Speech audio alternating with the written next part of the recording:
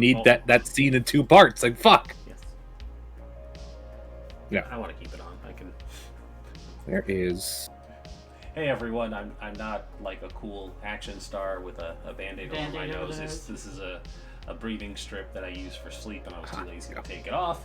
Just know that I'm aware that it's as Shay pointed out to me. I mean, it could have been a band-aid over the nose. Yeah, you should have left it at. It could have been a anime delinquent. No, but it does help me breathe better, so I've left it on. So don't worry about it when you see it on the stream. It's fine. I'm okay. It's mostly lazy, mostly for my own comfort and to keep me from mouth breathing.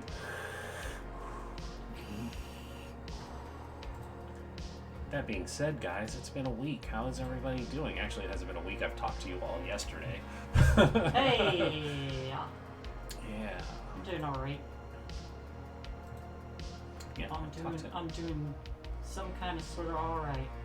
Oh, we're still muted. They couldn't hear us. Aha! I had to overhear it on the stream. Oh, Frost.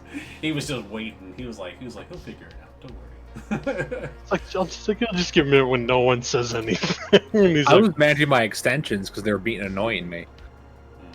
No, it's just the hey, how's everybody doing? Okay. Pretty good, other than tired as hell. Tired Hanging as out. hell. Staying safe. Enjoying this Red's hard apple. I have a glass of water. I have Puerto Rican eggnog. I drank all my mead last night, so I don't have anything to drink. Oof. What is this weird contraption? We had the Icelandic pale ale that my dad gave us, and it was not good. Oh no! I guess that's not true. Actually, as far as like ales go, it wasn't bad, but it was really bitter. Oh Really yeah. powerful. Yeah, it had a really strong bitter taste to it. You're gonna want to shake it up so that it mixes everything. And I don't like super bitter alcohol. Yeah. And we ate it with our pizza, and so it was like, I don't know how people can do just regular beer and pizza, because beer has never tasted good to me. Beer's gross. I love strong liquors and stuff, but Yeah. just that bitter aftertaste does not appeal to me. And this Icelandic ale, while I'm sure is good to people who like ale, we got about halfway through our cans, and I was like, are we just gonna like say that we tried it and that this is really powerful? it's like I cannot taste the pizza. It's like we can just say that we tried it and didn't care for it, but we finished it. Nobody needs to know that we dumped it out. To my dad who gave it to us, it's like they don't need to know that we dumped it out. And Shay was like, "Yeah, that's fine." Good thing you didn't say that on a recording device. He doesn't watch these streams. He'll never know. Dad's like, I finally tuned into his show. Oh, god damn it! First night he finally tunes in. Yeah.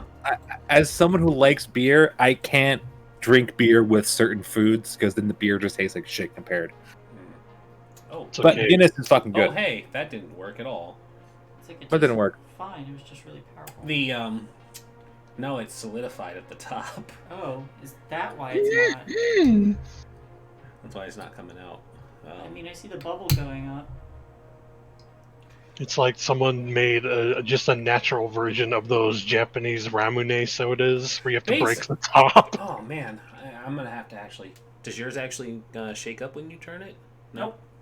I mean, I see the bubble floating around in there, so from like here down, yes, it's all just liquid. It's just where it's solidified. It's like just got like a butter knife chisel into it. Yeah, I'm gonna have to get something. So hold on.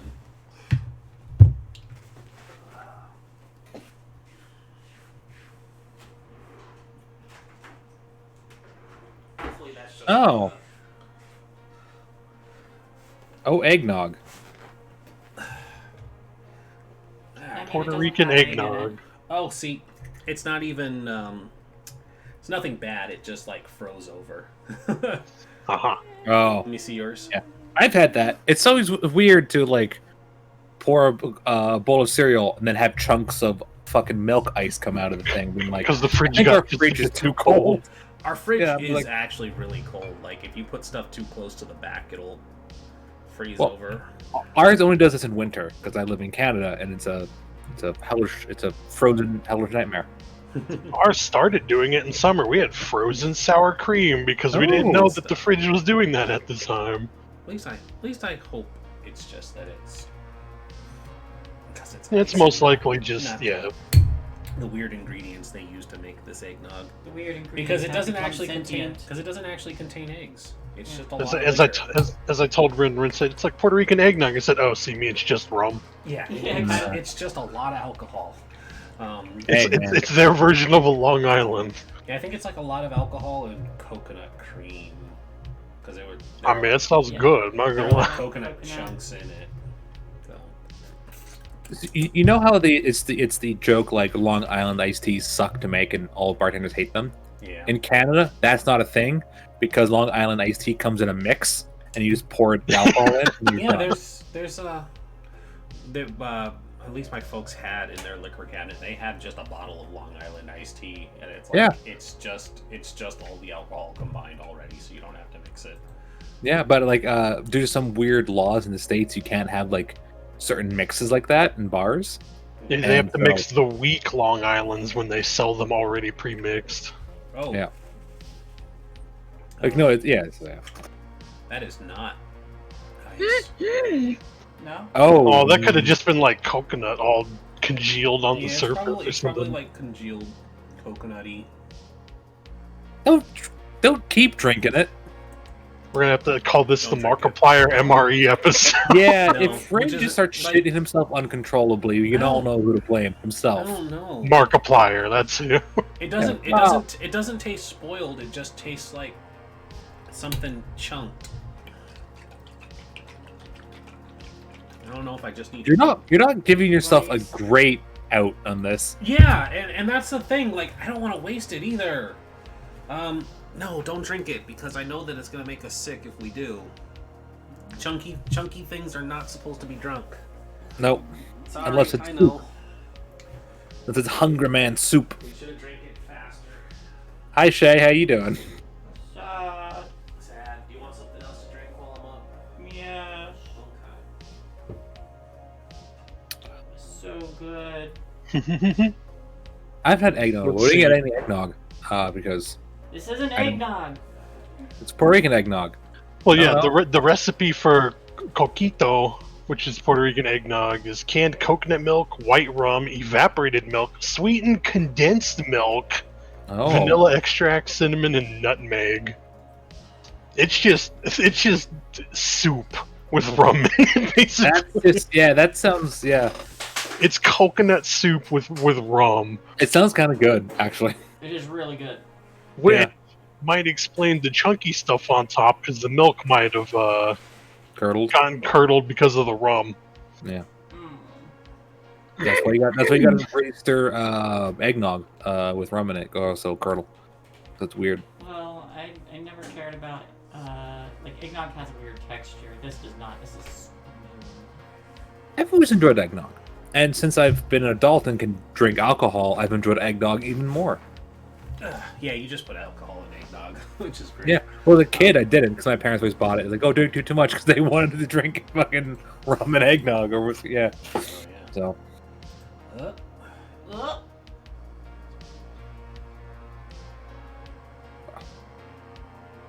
Okay. All right. So, we've riffed for 10 minutes.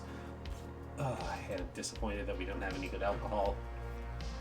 So we will get started. Hello, everyone. Once again, we are still here. You've stayed through all of our banter and depression for bad alcohol. Welcome once again. Got to do our wonderful bookkeeping here, which of course means I have to find our principles of the game. Here we go. All right. As we know, and as we've gone through, it's time for the lightning round because we're on episode 6. If you haven't figured it out yet, why are you still playing? No, kidding. Number 1, everything changes, everything falls apart. This is not the bright golden future that was promised to you back in the 80s when technology had surpassed our own 1980s. This is an alternate history where technology skyrocketed towards what was promised in the movies of our 80s era. hoverboards, flying cars, robots, that sort of thing. All of that is started to fail and is working backwards now and falling apart. Number 2, everyday life is full of demands, boredom, and conflict. You are teenagers, you have teenage problems, school, work, girlfriends, family, things like that. Number 3, the mysteries are exciting but dangerous, and only you can stop them. You are the stars of this TV show, movie, storyline, so while you are teenagers, it is up to you to figure out the cause of the problems and to solve the mysteries.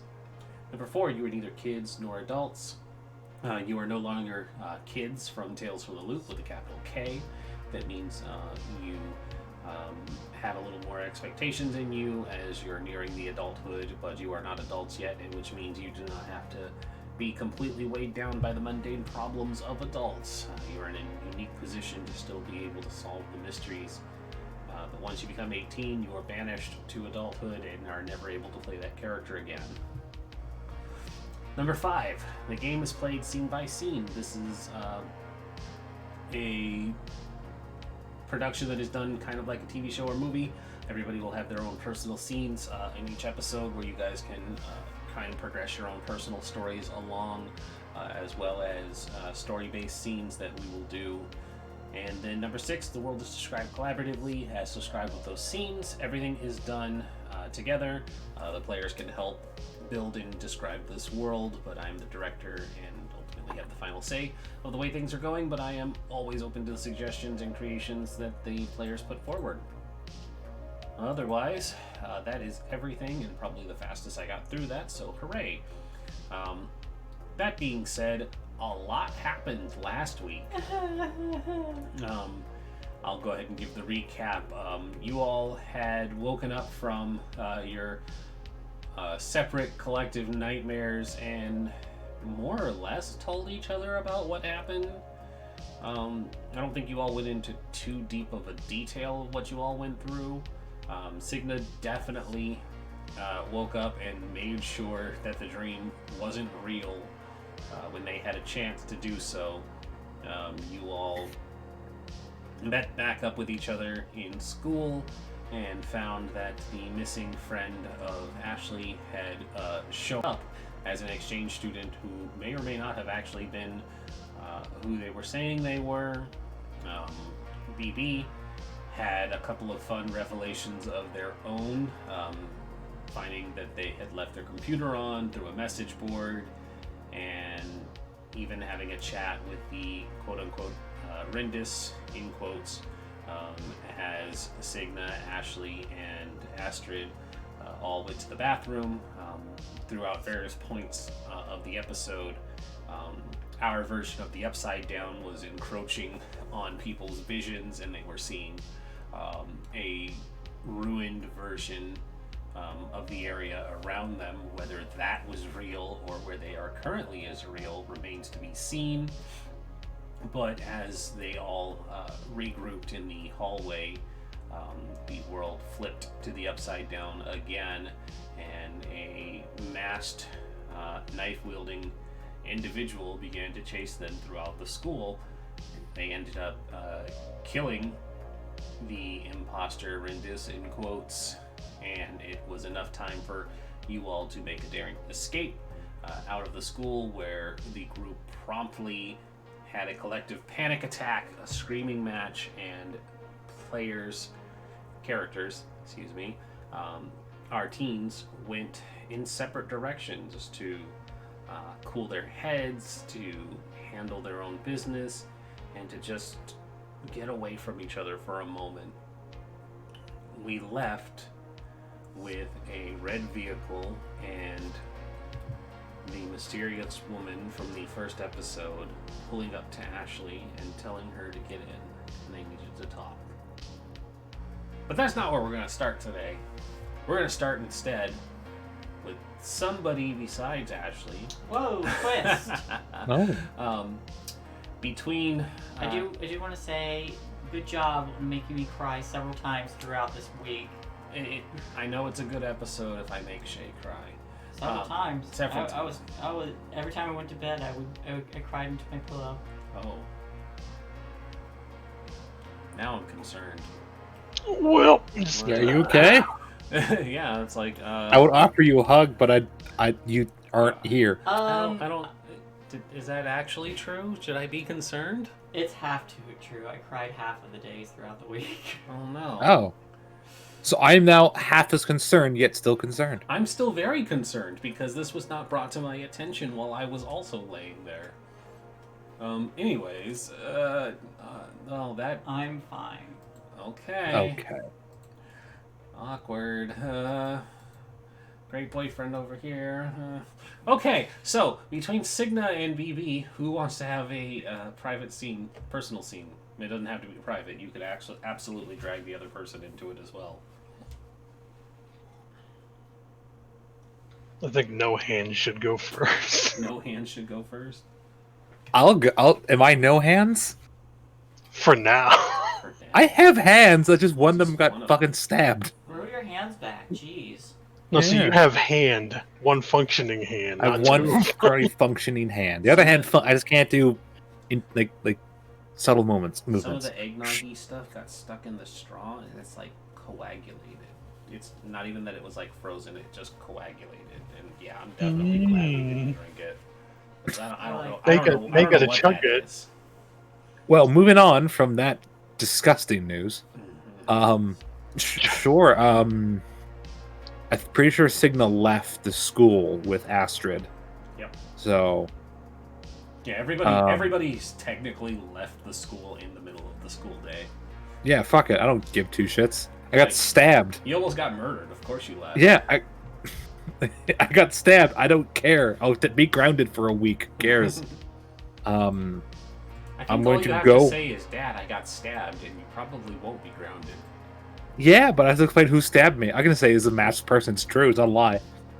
Yeah. So yeah, I'm gonna head home with Astrid. And last week I had mentioned to Astrid that I wish she had remembered the night before. Mhm. So I think I have to deal with that now once we get home. Okay. Yeah.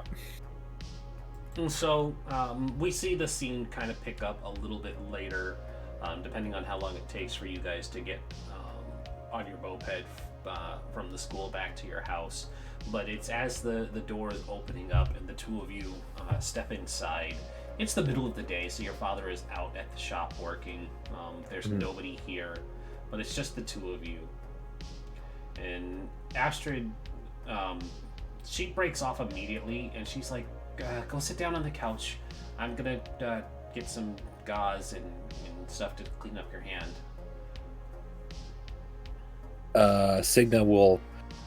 Signa's very mad right now at herself and at Ashley, so she's going to storm over to the couch and sit. And it takes a minute or so before she comes back, and there's just a little white tin with the red cross on it, and she doesn't sit down next to you, but she actually gets down on her knees in front of you and takes your hand and starts doing the first aid there, sitting in front of you. And she's being very careful as she looks at it, and she's like, well, thankfully it's not too deep. I don't think you'll need stitches or anything, but it's gonna be hurt for a little while. Signa's gonna kind of stare at her hand for a little while. Look at Astrid and say, do you think I was wrong for yelling at Ashley? And her attention seems focused on patching up your hand, the quick burn of the peroxide, and wiping and cleaning. And she starts to bandage, and as she's wrapping your hand in the gauze and the medical adhesive strip bandage, she kind of looks up and she says, from my understanding, friends are always going to fight, no matter what the reason might be. I think her heart is in the right place, even if she's not thinking rationally. And to be fair, I don't think any of us were thinking rationally, given that there was a masked person with a knife trying to kill us a few minutes before the two of you had that argument. Your points are valid. The Loop Foundation is dangerous. From what you told me, the three of you almost got really hurt the last time you were there, when you found me, and it was only because you found me that I was even able to get out, so some good came of it, and I understand that she wants to find her friend. Yeah. Sugna's gonna kind of stare at Astrid for a second, and then ask,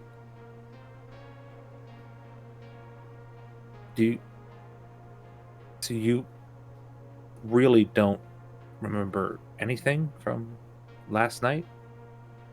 Is that...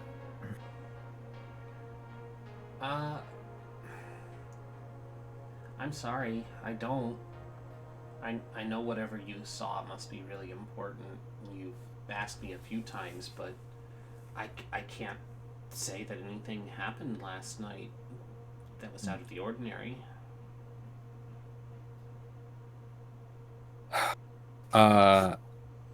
Do you want to talk about it more?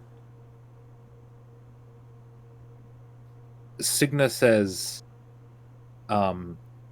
yes and no, looks at Astrid, and just goes, I don't know how to say it. And then she will kiss her, because that worked last time. Yeah. It looks like she is aware of what the intention is as Signa leans in, and she kind of reaches up with her own good hand, and the two of them share a awkward teen kiss before she pulls back and smiles, and she says, is that what you dreamed about? Yeah. Part of it, but it's the part I want to remember. She smiles for a moment and brushes some hair back, and she says, oh, doesn't seem that bad. I'm not sure why you were so distressed then. That was half the dream, and it was the good part. Well, reality is better than fiction, so just forget about the rest of that. Dreams don't come true when you talk about them anyways. Yeah, that's true.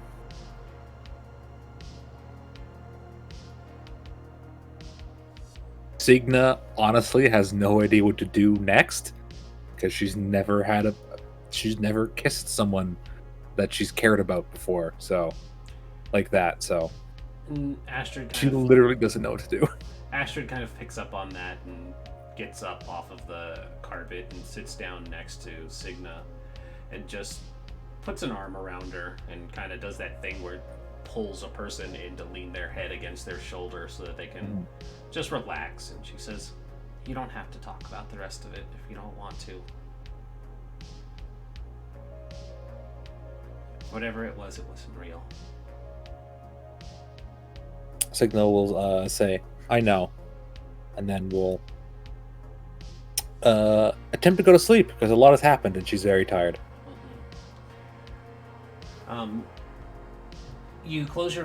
Signa closes her eyes, and some time passes before there's the sound of a knock at the door. Astrid nudges Signa to kind of get her attention or wake her up. I will move to the front door, I assume. Yep. I will move to the front door, and I will look through the little peephole and see who it is.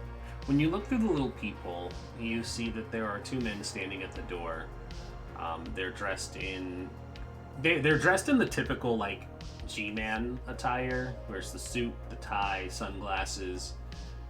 It's two Caucasians, one with dark hair that's a little bit longer than probably is regulation, and then short blonde hair brushed back as well. But the two of them are just kind of standing there waiting for the door to be opened. I'm going to attempt to quietly move back and tell Astrid she should hide. And she nods and she moves out of sight of the hallway. Yeah, I will then open the door because the olives know I'm home. Mm-hmm. And when you open the door, the two of them turn to regard it, and the blonde speaks up and says, "Good morning, miss. Are you..." And I was not prepared with my character, my Roll20 open. Hold on. Are you Signa? Insert last name because I forgot it. Yormson. That's Yormson. And he doesn't say Yormson. He says because he does not speak Swedish. He says Yormson. Jormson. Jumson. Jormson. Yormson. I correct him. Right. Are you Signa Yormson? And like you see the fat tongue in his mouth try and make that sound, and it doesn't work. Yep. Just think to herself like fucking Americans. And we'll say Signy. Yeah. That is me. How can I help? Yes. It's nice to meet you. I'm Mr. Brown. This is Mr. Yellow. And the two of them reach into their blazers and they take out the little like badge flippies and they flip them down, and you see their credentials, and it has a picture, Mr. Brown, Mr. Yellow, and then badges. But the badges at the where the like symbol for it should be, there is a Crafta emblem on it, and they say, "We're from Crafta Security. We just have a couple of questions for you." Okay. May we come in, or we can speak out here if you're more comfortable? I would be more comfortable outside. Yeah. I'll step out and close the door. And the door closes, and the two of them kind of nod, and they say, "We have been looking for an asset belonging to Crafta that has gone missing. We were wondering, as you and your friends had been seen in the vicinity not long ago, if you had seen anything suspicious on the night." And he recites back the night that you all had snuck into Crafta. He says, "While you were all out driving, had you seen or heard anything suspicious within the vicinity of the flooded zone?" Not really. I thought I heard something, but I assumed it was something falling down. And Mr. Yellow says, "Can you describe what you..." A loud sound, like a crashing kind of sound. Like a metallic crashing, or... Just a crashing. And the two of them kind of look at each other, and Mr. Yellow starts writing something down in a notepad. And Mr. Brown continues, and he says, "While I can't go into the full details of what has gone missing, I need to...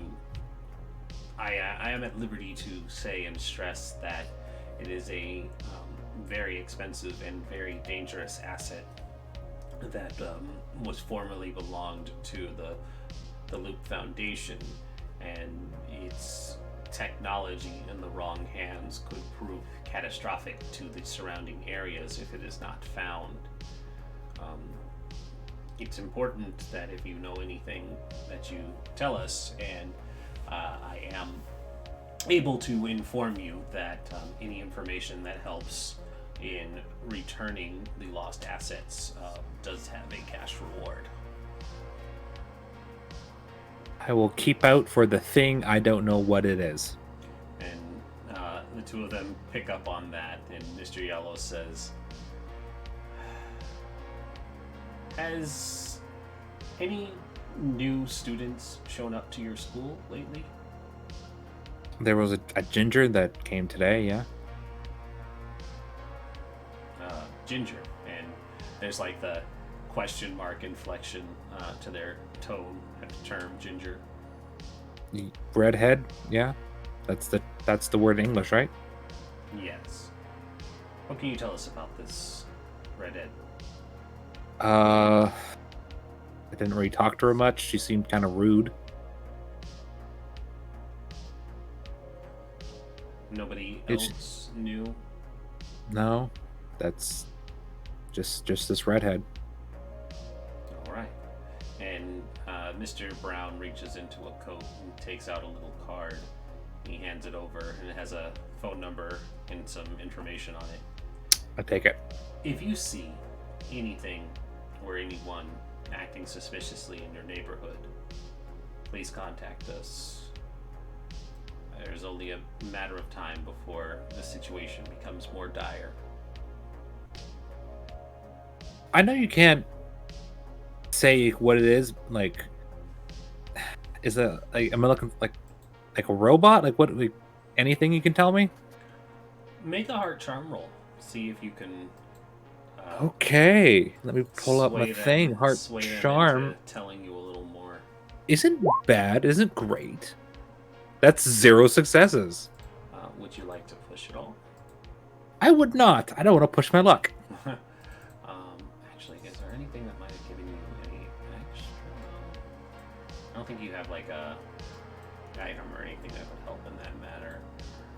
I have a moped. Yeah, you hit him with the moped for +1 die. Yeah, Okay. it's +2. It's +2. It's my Yeah, signature item. You're right, +2. Excuse me. You throw the noisemaker at him for a +1. Yeah. Okay. Yeah, when you're like, is it something like a robot? And the two of them kind of look at each other again, and they say, we're not really at liberty to say. Okay, I will keep my eye out for a thing that I don't know what it is, what it looks like, what it can do, but I'll look for stuff. Sure. And they just kind of look at you again, and they say, just be on the lookout for anything suspicious. As they leave, I will say to them, goodbye and have a terrible day in Swedish. Nice. All right. And so they get back into their black sedan and drive off. I will, once they sort of leave, sort of turn a corner or something like that, so I get a little bit of eyesight. I'll head back inside and hope that like Astrid didn't run out of the house, or like someone came in through the back door and grabbed her. You open the door, and as it swings in, she immediately backs up to try and make it look like she wasn't up against the door listening. You're an excellent hider, by the way. There was a whole door between me and them. They couldn't see me. That's true. That is true. I'm going to grab her hand. And Signa thinks about like going upstairs, but then that idea terrifies her, and so she's going to go to the living room. I like the running idea that Astrid is just an expert at everything she does. Yeah, it's fun. It's very interesting. It's fun. Yeah, so the two of you go back to the living room, and I imagine this is probably where like Signa is sitting there awkwardly in the silence with Astrid, and then is like, TV! That's what we need to not make this more awkward. Yeah, I was like, I don't want to think about the things we could be doing alone right now, so let's watch something else. I do. Yeah, and so the TV turns on, and the two of you just enjoy this nice moment of watching TV together as good, wholesome teenagers do. Anything else Signa wants to touch on? No, really, not until her dad gets home, but I don't want to take up too much time. Okay, we can get back to that. So, BB or Ashley? Sure. All right, BB. Where has BB run? He is very much like just home, huddled up on the couch, sitting down. He's just there defragging, as it were. Yeah. Hmm. Okay. He's still got like his backpack on while he's sitting there. Yeah. And so you're sitting on the couch, just sitting in silence, and there's a knock at your door. Coming. He'll do a thing where he kind of slumps his shoulders to let the backpack fall off before he gets up to answer it. And you answer the door, and you see two men dressed in black suits, black ties, sunglasses, even though they're indoors. One has short dark hair, the other is African American. His hair is slightly Samuel L. Jackson afroed. But Mr. Pink and this is Mr. Orange. Wrong. Damn it. This is Mr. Teal, and this is Mr. White. Of course, the black guy is Mr. White, so I figured. deal with it. But they do. They introduce themselves as Mr. Teal and Mr. White, and they say that they are from Crafta Security, and they have a couple of questions. Yeah, sure. They go through the same questioning that had happened with Cigna, even though you weren't there. They recite the day and time that the three of you had tried to sneak into Crafta Corp's, the Loop Foundation. And they say, son, had you seen anything odd or unusual, heard anything while you and your friends were out driving near the flooded zone? I can't say so. We parked and then we ended up having to get turned around. We didn't even make it near the zone, I don't think. And Mr. White starts to write something down. He says, so you didn't see anything at all? Well, Nothing out of the ordinary, no. I was in the back seat of the car, so, my vision's already obscured. Crafta Corporation lost a valuable asset that night. We've been asking anybody who might have been in the vicinity if they had seen anything in the last couple of days or weeks. Has anybody new or strange shown up at your school that you can't normally account for? They showed up there, and he's like, well, we were supposed to get 2 new foreign exchange students today. One of them was a girl that had been there before when, like a couple of years ago, a redheaded girl, but never got to meet the other one. 2 new exchange students in one day. Mm-hmm. They start writing down some more. And how did this redhead behave when you saw them? Not like horribly rude, except to somebody that she knew. I don't know why she pretended she didn't, but she knew me as soon as she sat down. Or I should say she remembered me. What was the name of this exchange student? Rindis. I write down some more. And it gives her the last name too. Like, yeah, she was here before when we were, during like middle school, so. I see. Did they behave as strangely as they were when you knew them in middle school? Can't say any different.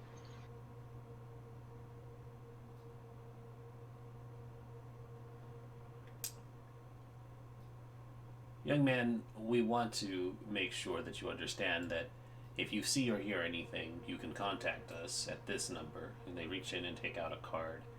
We are also authorized to inform you that any information that would help us in recovering our lost assets will be compensated with monetary rewards. Sure, no problem. They'll take the card and he'll set it down. There's like a couple business cards on the fridge that have magnets on them up, and he'll put that on the top where the freezer is, so it's like front and center for eye view. Yeah, no problem. I'll ask my sister if she's seen anything. Very good. Oh, there is one last thing. Sure, what's that? What do you know about the message boards? And he recites off the specific message board that BB frequents and that he had found his computer was still on the morning of. Just a place that a lot of us like to goof off on, ask all kinds of weird questions, because, you know, you do that in like a school, you're going to get made fun of by the other kids. Even if they're just like, you know, joking questions about government, he's like, government conspiracies, all that kind of silly stuff. All right, and they write down a little bit more. And He's like, yeah, I know about a dozen kids at school that, you know, go that, and then there's kids from other schools around the state.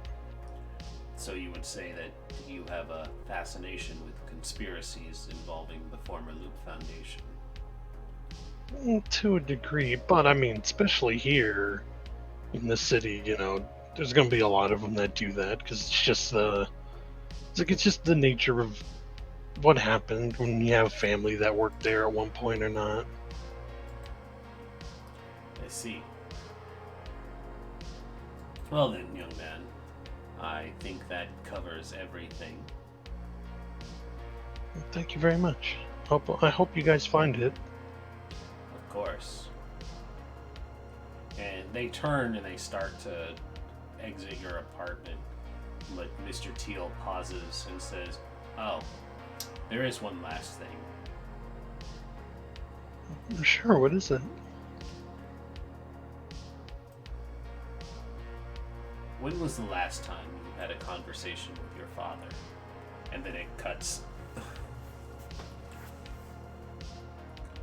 dramatically to a Big thing to do. Oh. I wanted to be dramatic. 5 minutes later, he's sobbing in a corner. Yeah. Cats and the cradle and the silver spoon. So we cut finally Little to boy blue and man on moon. I love that song. Yeah, it's so sad. All right. So we cut to Ashley driving in this vehicle alongside our. Did it not save again? Ah, there it is. Wilma Jobs, the mysterious woman that had acted as an informant for the teens in an earlier episode. The two of you are driving, and she has taken you outside of the city limits, going in the opposite direction of the Loop Foundation, as it were. But you've been driving for about 45 minutes now, and she hasn't said a word, even though she promised that the two of you would talk. The convertible is down, the wind is blowing through your hair, and she has some music playing. But it's not long before the highway you're on, she takes an off-ramp that leads to like a forested overpass that pulls up to like a hill. Not quite a make-out point, but it's one of those like rest stops that overlooks a deep valley ravine, and you're the only vehicle in this whole parking lot before she pulls it into a stop. And she turns and she looks and she says, "This should be far enough that they won't find us or hear anything."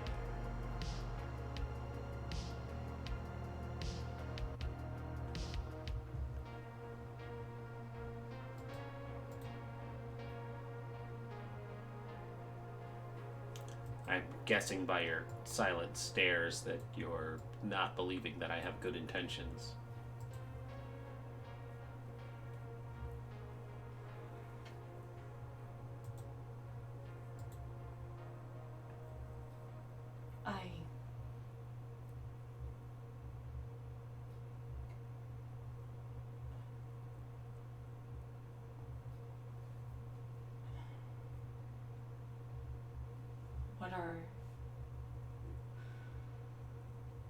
What's going on at the Loop Foundation?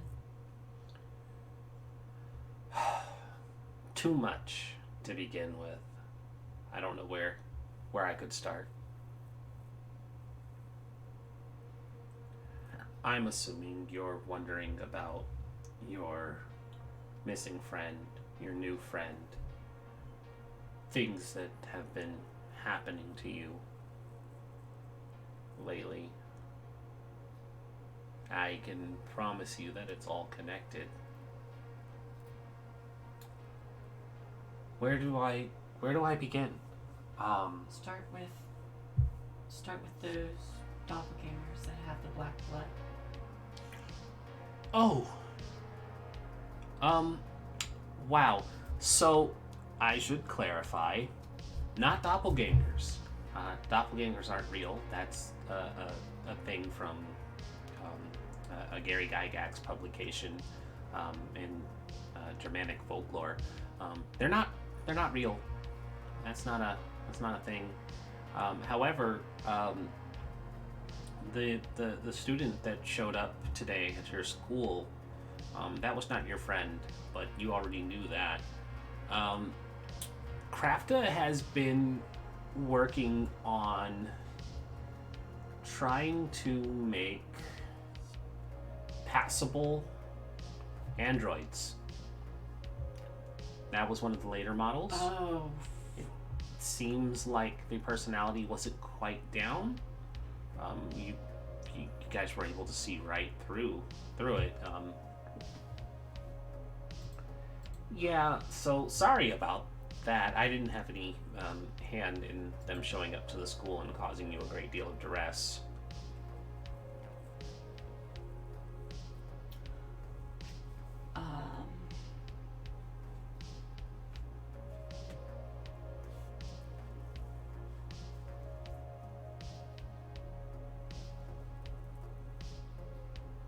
okay.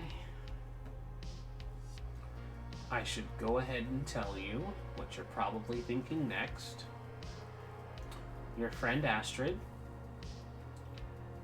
she's also one of these creations, an earlier model. Well, not an earlier model, actually our latest model. She wasn't ready to be brought out onto the field. Completely blank slate, learning as she goes. And wow, good job pairing her up with with your friend in the closet, because we haven't really worked out her sexuality, so they're gonna figure that out together, and that's gonna be wild. And yes, we did. Hot robot girlfriend. They're gonna figure that out together, and it's gonna be wild. So, yeah, you guys, you were supposed to find your friend and get her out of there, and you ended up letting out their latest experiment instead. So Krafta has been looking for you guys. They're trying to get information on where she might have gotten to, and unfortunately they took your friend to try and download her personality to imprint onto one of these androids. Because if you can take a person and replace them with an android and nobody can tell the difference, then it means that it worked. Against her consent. Yeah, I mean that's that is the taken part. If it was a volunteer, I would have said like she left with them, or but yes, that is what you were asking, and exactly. So, if Astrid is a robot, then Android. Technically, gynoid, if we really wanted to get into the semantics of it.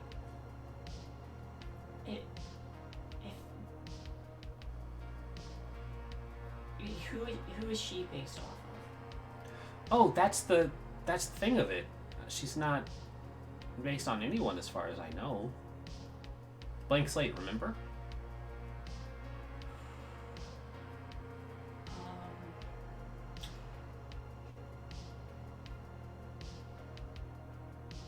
I'm just a programmer. I dug too deeply into the files and found out what they were doing, and I was able to piece that you knew the missing girl, so I came to you because you were at the party, you know. So, I don't know all the details, but I'm just the whistleblower.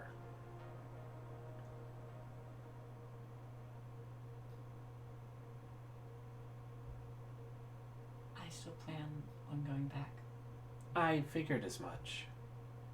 Your friend is still there. They haven't. And she kind of pauses as she tries to find the right word to not upset Ashley. And she fails because what comes out of her mouth is liquidate.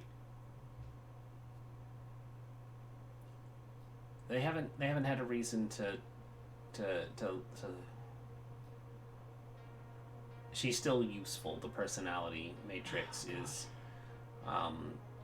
they're trying to get her right. Now that the first one failed, it's probably back to the drawing boards until they can copy it perfectly.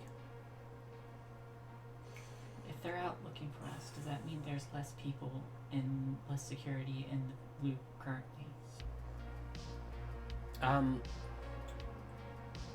Well, there's always going to be security. It's a former government facility that's being broken down by a private corporation.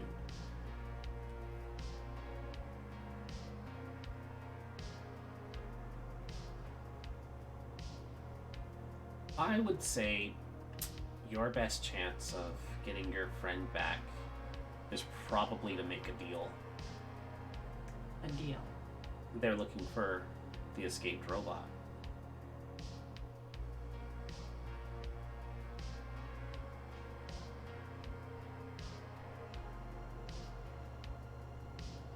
And if they're not willing to make that trade? Why wouldn't they be? It's more valuable than a person.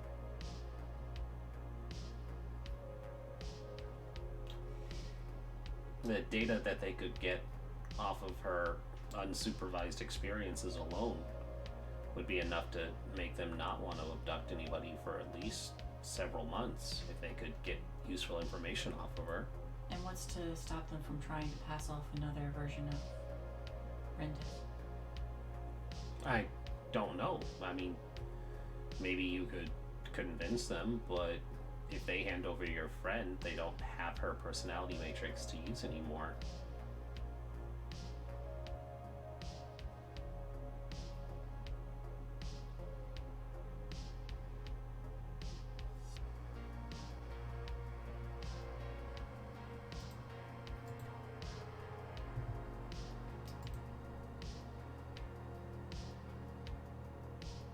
There's been other weird things happening.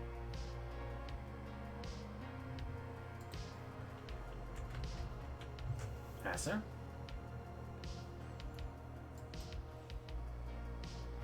Have you seen the Upside Down? I don't follow. And you probably haven't. Right. You're a strange kid. Seen a lot of strange shit. Alright then. Well, that's mysterious and ominous, and Does Kraft know about my past?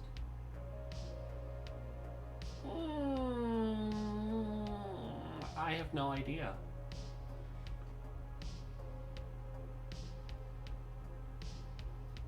Do you know about it? Well, like I said, I'm just a programmer. So they're not constantly spying then? I would have No. no idea.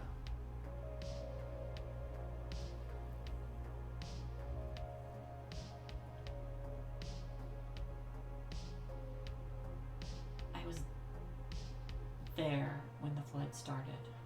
Were you? How fascinating. She kind of like leans in a little closer, even though you guys only have like the center console to divide you. I wonder what that must have done to your head. Well, Did you get any medical examinations? Maybe you have flood sickness.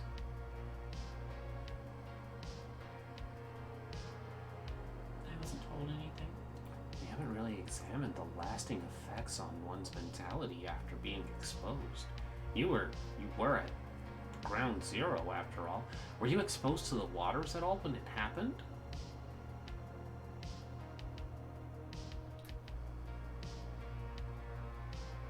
I didn't die.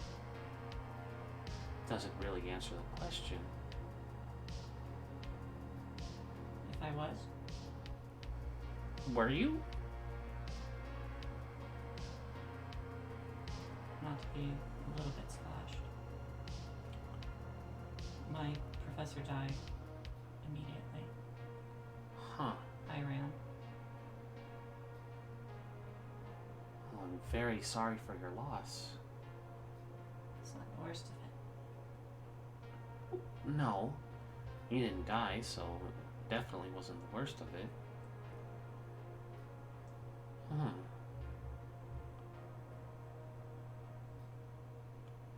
I don't know what happened to some of the people I cared about.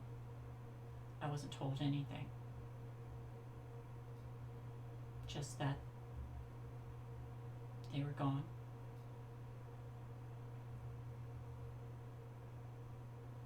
Well, that happens.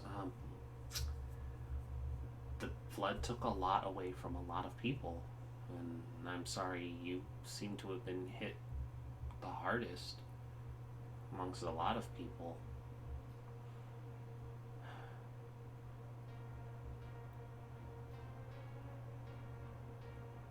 Well, Are you proficient in medical examinations? no, I'm just a programmer.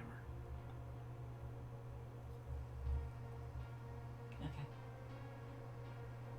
I might be able to find somebody who could scan your brain, though. What does that entail? Scanning your brain. Is that going to do anything to me? It might. They aren't going to upload your consciousness into a robot, after all. I would kill before I let that happen to me.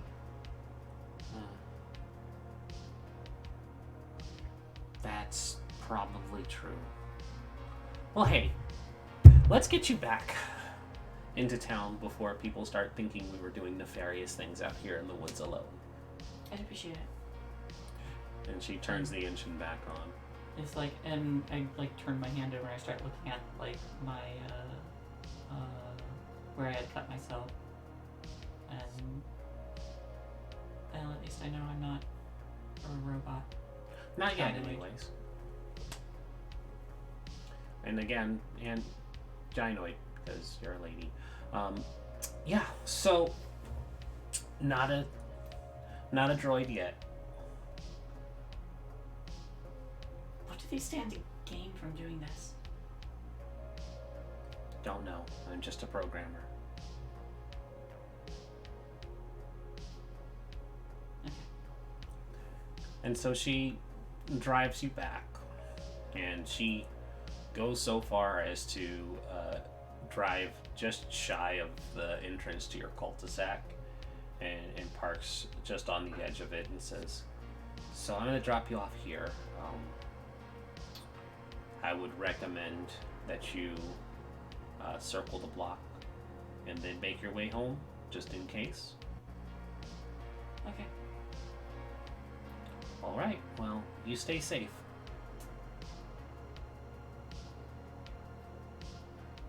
Thank you. And she nods, puts her sunglasses on, and drives off. I kick out my skateboard and I start circling the block before heading home. Okay. Are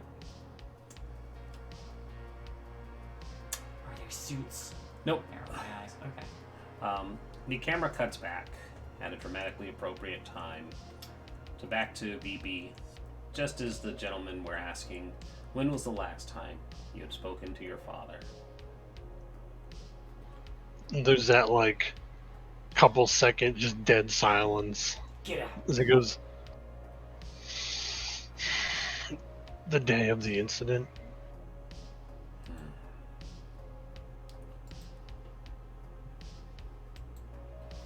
I haven't heard anything about him since. two of them kind of look at each other. They nod. And they say, "Why did your family come back to Stillwater then?" Just, it's always home, no matter how bad it gets. You aren't looking for anything. You aren't hoping to cause any more problems. Because it seems whenever a Buxley is around, something catastrophic happens at the Foundation. I pull the trapdoor lever.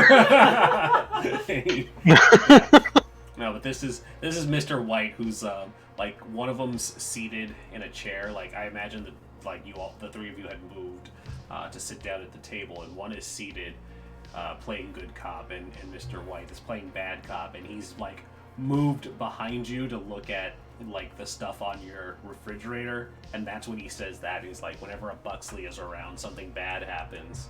And Mr. Teal kind of holds a hand up to silence his partner, and he says, "We know something happened the night that you and your friends were around the Loop Foundation." And he takes out a photo and he sets it on the table, and it's a picture of the three of you on like a security footage sneaking through one of the hallways. Why don't you tell us what you were doing here on the night that our asset went missing?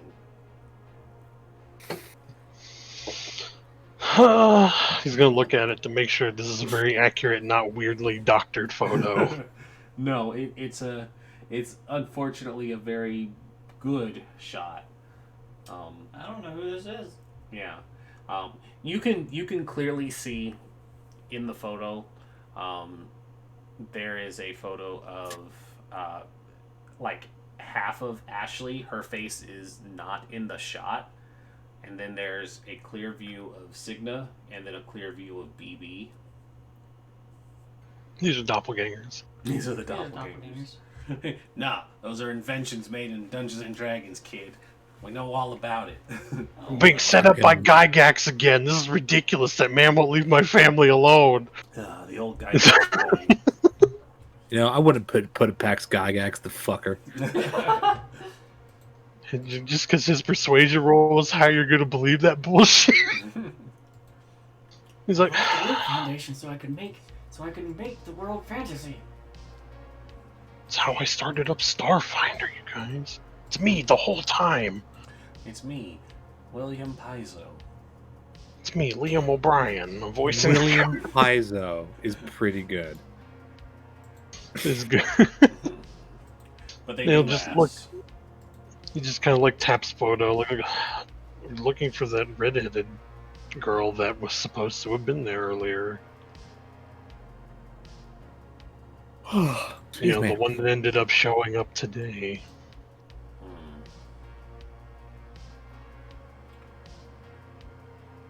So you really want us to believe that you and your friends aren't responsible for what happened?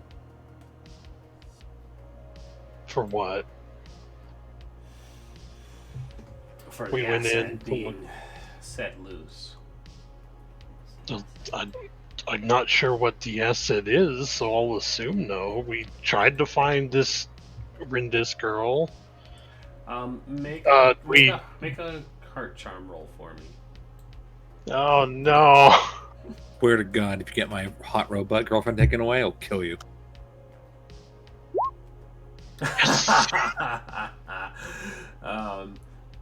And you're like, I don't know what the asset is. This is when they finally start being talkative, and Mr. White, from over your shoulder, sets down a vanilla folder that has a bunch of information on it, and there are what you can clearly make out are schematics of a robot, and they said our asset was released from robotics the night that you kids had snuck inside. Designation A C7452, and he starts spouting off just a random serial code. We have reason to believe you were in the vicinity of the area once it escaped. We don't know what you kids did or how, but it escaped after your tampering. I can honestly tell you I didn't see anything when we were bailing because alarms went off and we got the hell out of there as soon as that happened. And you understand that sneaking into that facility is a felony. A lot of things are a felony, man. Come on. He's like, come on, man. Like, half the things in this town are felonies if you do anything wrong. He nods quite assuredly, and he says, and given your prior history, a felony could have lasting implications on your record. Yes, I'm well aware. He says, but if you happen to know any actual information that can help us in finding our missing asset, I will be on the lookout for. And he starts like looking the information over an android. gynoid technically. It's not a Yeah, feminine robotic thing.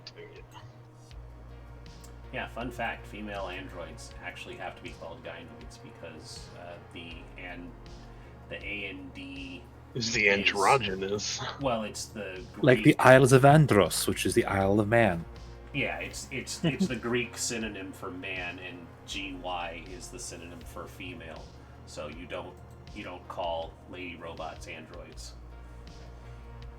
Anyways, And BB's like, I would ask if this thing is as accurate as these schematics say, what you plan on doing with them, but given that I don't work there and my parents certainly don't anymore, I don't have room to ask these kinds of questions. when you're like, and I certainly don't know who or what this thing is, he like turns a page and there's a cropped and perfectly like censored version of Astrid floating in a tank. And then you make them that lifelike? And I need from you a empathize roll.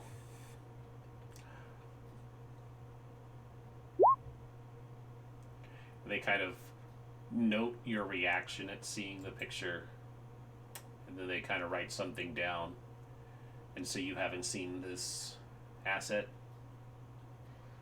Not since then. We saw people in tubes, and that's probably what we did when we tripped the damn alarm and got the hell out of there. Because we weren't sure if one of her friends was in these things or not.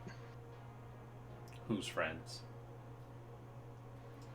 My one friend, Ashley. She was looking for, her friend Brindis. We figured she was in one of these if we saw one person in it. They look at each other, write some more down. Full name. Who, Rindis? No, your friend. Oh, well, if you know who I am, she's on the file too. Humor us. Ashley gives her name. Ashley, I don't know why I'm too lazy to click on character sheet. Ashley, I don't know because I didn't open it. Taravana Preston. I almost said Ashley. You actually don't I almost know said my last name. I almost said Johnson, and I knew that was wrong. It was like, no, she's not Pike. When you say Preston, the two of them kind of look at each other, and Mr. White walks from behind you towards the door, and he takes out one of those comedically oversized 80s, 90s cell phones, and he says, get me in touch with Mr. Red. Oh no. Now I pull the trapdoor lever. Yeah. This is when BB takes out the gun and shoots Mr. Teal. Haha, I used my technology to build a gun, the ultimate science. I Yeah. could build a zip gun. And so the conversation largely wraps up. Mr. White had excused himself without excusing himself out of the apartment, and Mr. Teal finishes up and says, well, we'll be keeping an eye on you, given what you know. And the two of them just kind of promptly leaving BB there. But with that fun revelation, we cut back to Ashley skateboarding into her cul-de-sac. There's probably like a sweet transition cut of somebody who looks like Tony Hawk dressed as Ashley doing all these sweet skateboard tricks, and then it cuts back I to do my own stunts. Thank you very much. then it cuts back to the actual Ashley getting up to the steps. Yeah, she probably does her own stunts. That was a Back to the Future reference, by the way. But she walks through the door. Oh yeah. I said, oh yeah. Yeah. It's like I watched that not long ago. Yep. But Ashley walks through the door, and it's that clear moment of, as she walks through the door, she like sets her stuff down, and you have to cross through the like foyer that leads into like the kitchen dining area. This is going. And your stepfather's voice says, "Come in here for a moment, Ashley." I pause, and then I enter. And when you enter, you see that your stepfather is seated at the table, and there are two other men seated beside him on either side, dressed in their black suits. Your father is dressed in his normal work attire, but the two gentlemen look up, and he says, "Please have a seat," and he gestures to a seat across the table that is the proverbial hot seat. I sit down. Your father looks to the two gentlemen, and he says, "This is Mr. Orange and Mr. Pink."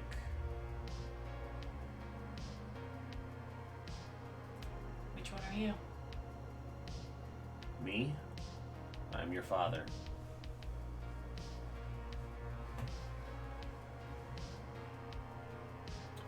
Mr. Pink stands up, and he's holding a vanilla envelope in his hand, and he says, "We have reason to believe you and your friends snuck into Crafter Corp property a few nights ago.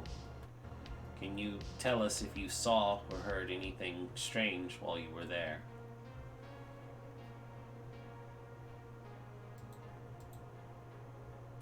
I heard a crash. What kind of crash? Something heavy, metal falling into water. So more of a splash than a crash? Sounded too big for the water. Too big for the splash, and it made a crash. Yeah, What do you think made this crash? don't know. You don't know what did it, but you heard it? I was running. Running from what? The noise. So you heard a noise enough to run from it, but you couldn't see what it was? Guess not. What made you want to run? I didn't. Why did you run?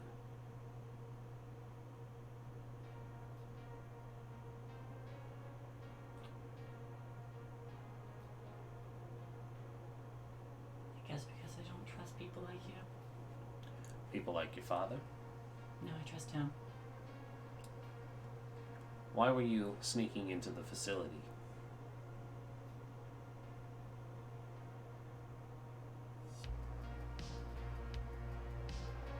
You have something in mind? Anything inside of that building belongs to Crafter Corporation. You took it from outside the building. As I said, anything inside of that building belongs to Crafter Corporation. What did you sneak into the building for?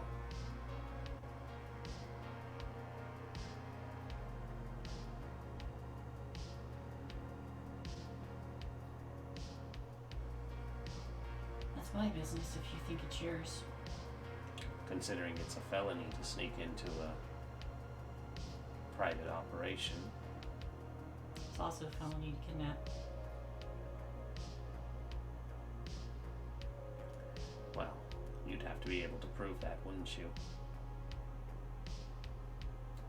He sets down the file, and there's pictures of you and your friends moving through the access tunnel and down the hallways. We, however, can prove your felony trespassing.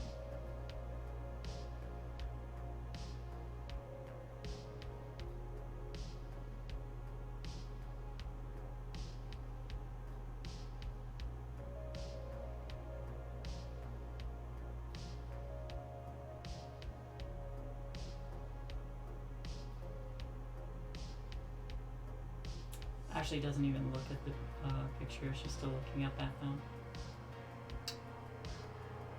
Are you aware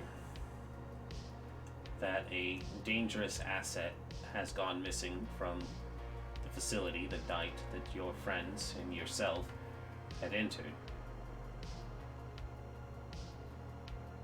Not my business.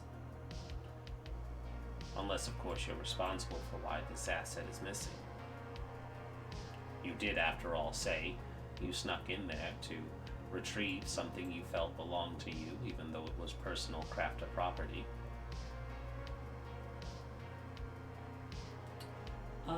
Winnie says that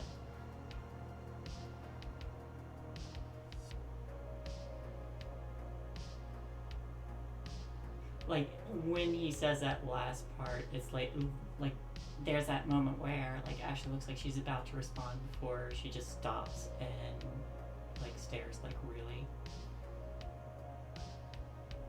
He taps on the file, and there's a picture of Astrid floating in the tank. The same shot that was shown to BB. Not that Ashley would know that. He says, "This dangerous asset has gone missing. If your friends did anything to accidentally release it, or if you're harboring it, you need to tell us so that we can retrieve it and get it back before any further damages can be done."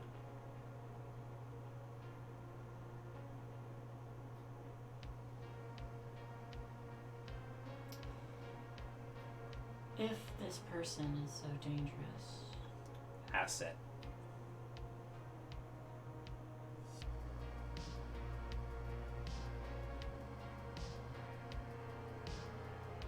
Well, I guess it's not my business.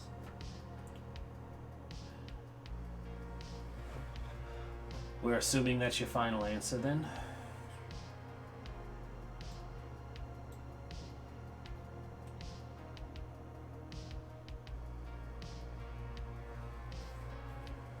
If you're not even going to entertain the idea, then yes, I think we're done. And I stand up and I just leave.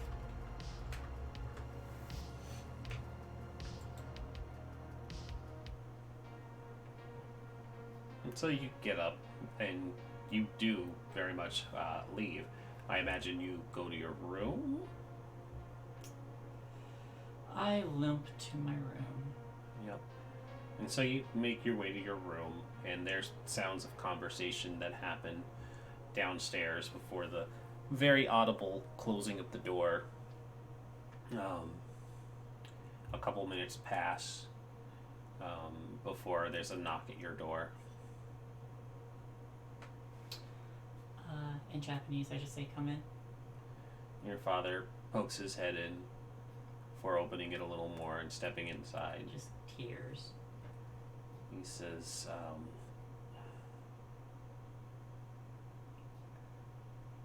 "So,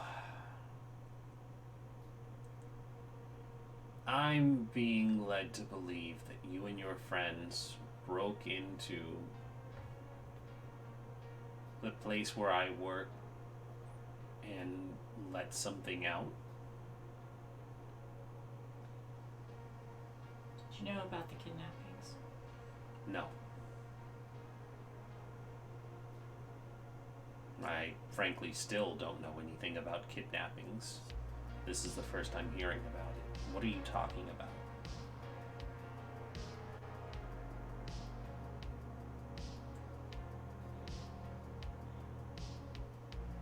Your missing friend. Brenda's? We were told she went back to France. You think that... Oops.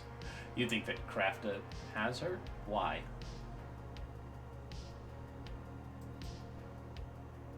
And when he says why, it's not the why of, I don't believe you, but why would they take her? I don't know. Like, that picture with whoever that was in the tube. What if she's there? What if there's a bunch of people there? That's not a person. Looks like a person to me. That's a gynoid. It's a creation from the remnants of the loose research. It's not alive. It doesn't have a soul. It's not a person. It's a machine. You might be mistaken thinking that the people you may have saw were actually people. They might have been more of those things.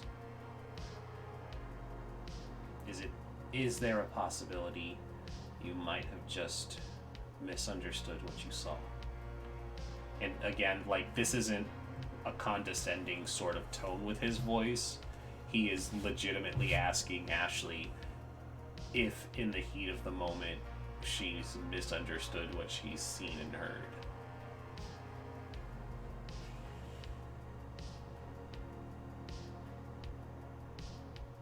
I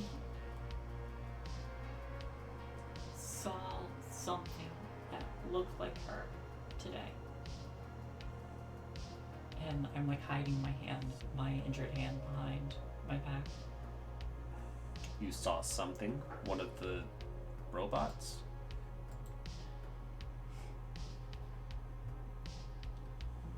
Something that looked like her. It had black blood.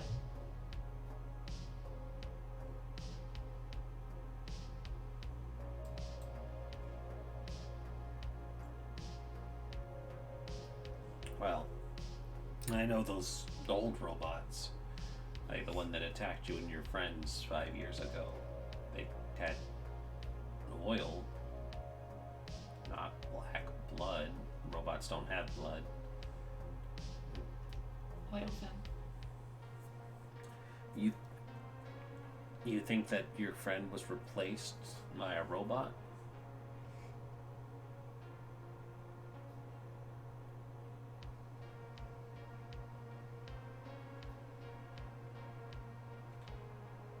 Yeah.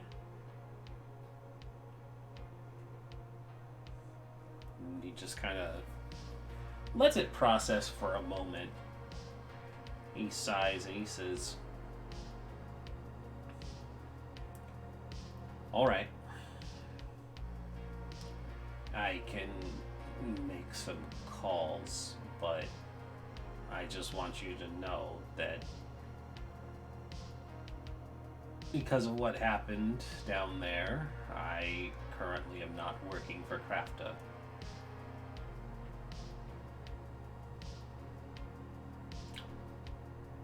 If you and your friends found a way inside, you might want to try and get her out.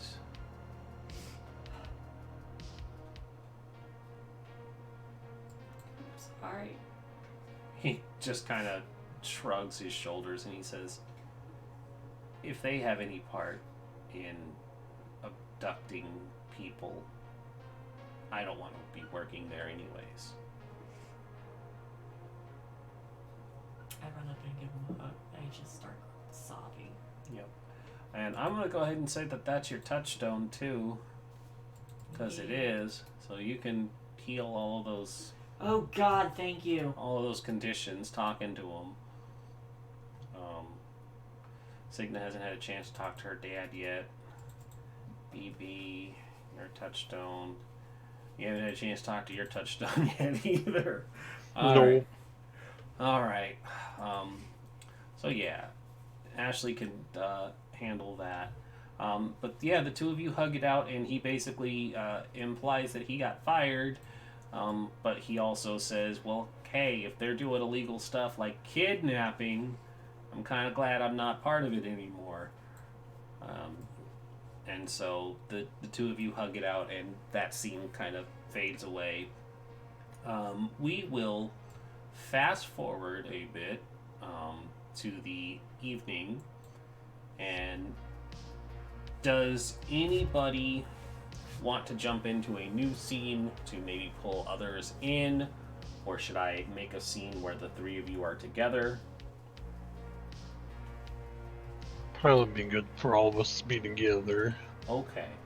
Signa, how Yep. likely is it for you to have called BB and Ashley this afternoon? Signa was planning on calling Ashley to apologize, so pretty likely, actually. Okay. I'm going to say that it is the evening now, and given everything that's happened, you've called Ashley and you've also called BB to get everybody over and get things squared and straight, and to the point that you talked to your dad and was like, hey, Dad, can we have BB and Ashley over for dinner? We got some stuff we need to hash out for, say, a school project or something. Right. And he's on board for that. How easily I lied to my dad is concerning. Yeah, it's true. Welcome to teenagedom. Ashley's just like, well, it's not like with teenage stuff. It's like, hey, like, we're going through a lot of fucking trauma right now, and I'm telling you none of it. Anyways, can my friends over? Can I have my friends over? I mean, that's just being a teenager. Yeah, I know. Yeah, I don't know. We plan to. I don't know. There's a lot less government breaking into ex-government facilities back when I was a teenager. Were you really living then? You weren't I was breaking into getting high with my government friends. I wasn't breaking into the fucking facilities? Whoa, dangerous research that was laboratories. loud.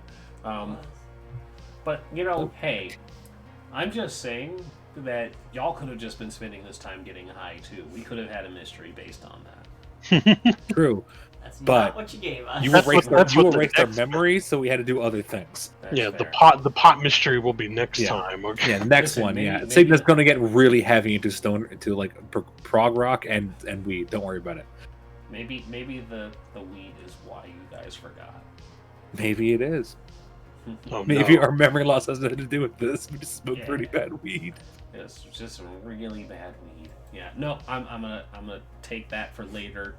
It's like you guys don't remember? You were really baked last night. Yeah, that super IR drug dealer's like, yo, I found out that my thing got laced. I'm so sorry. Dude, You guys wait, are right? did Like, you you're see kids. The upside down. It was laced with so much baby powder you don't even know. Oh god. All right, so yeah, that happened. So you guys are at Signa's for dinner now. I sit as far away from Astrid as possible. I am next to Astrid. No, I need to take a break real fast because I need the bathroom. Oh, well, hey, why don't I'll take a we break. take our actual break because it's been Oh, an hour okay. and a half. Cool. I need Yeah. to blow my nose. So Oh, we're going boy. to have our craft a designated couple-minute break. So everybody get up, stretch, and remember, craft a corp for all your crafted needs, like people Crafta. replacement and robots. We make life Remember to models spend your for craft boys bucks now. at craft owned stores. Exactly. Spend your Also- crafted dollars today. I pulled a Taroka card and I got the Torturer, so that's not great. You're welcome. But are you the torturer or the torturee? I don't know. It's up to fucking Ren to decide, the bastard. Yes. All right, so we're gonna step away. Gonna turn our mic off. So we'll see you all in a couple minutes. Yo. Bye bye.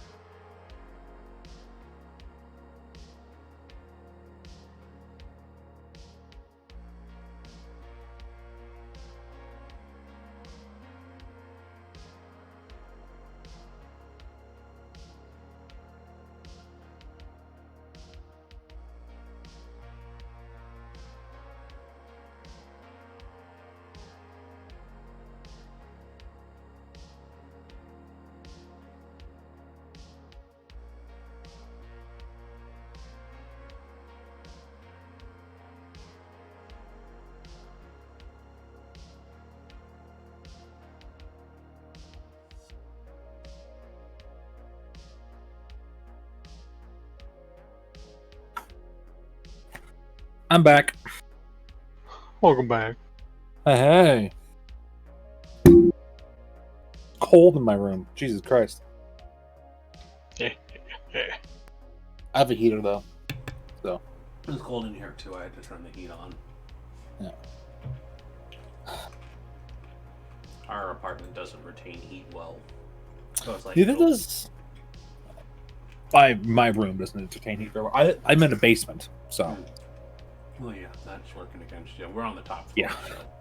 So. get some. This house I'm in, the shingles were really old. You could in the winter you could see the heat escaping Oh, from the roof.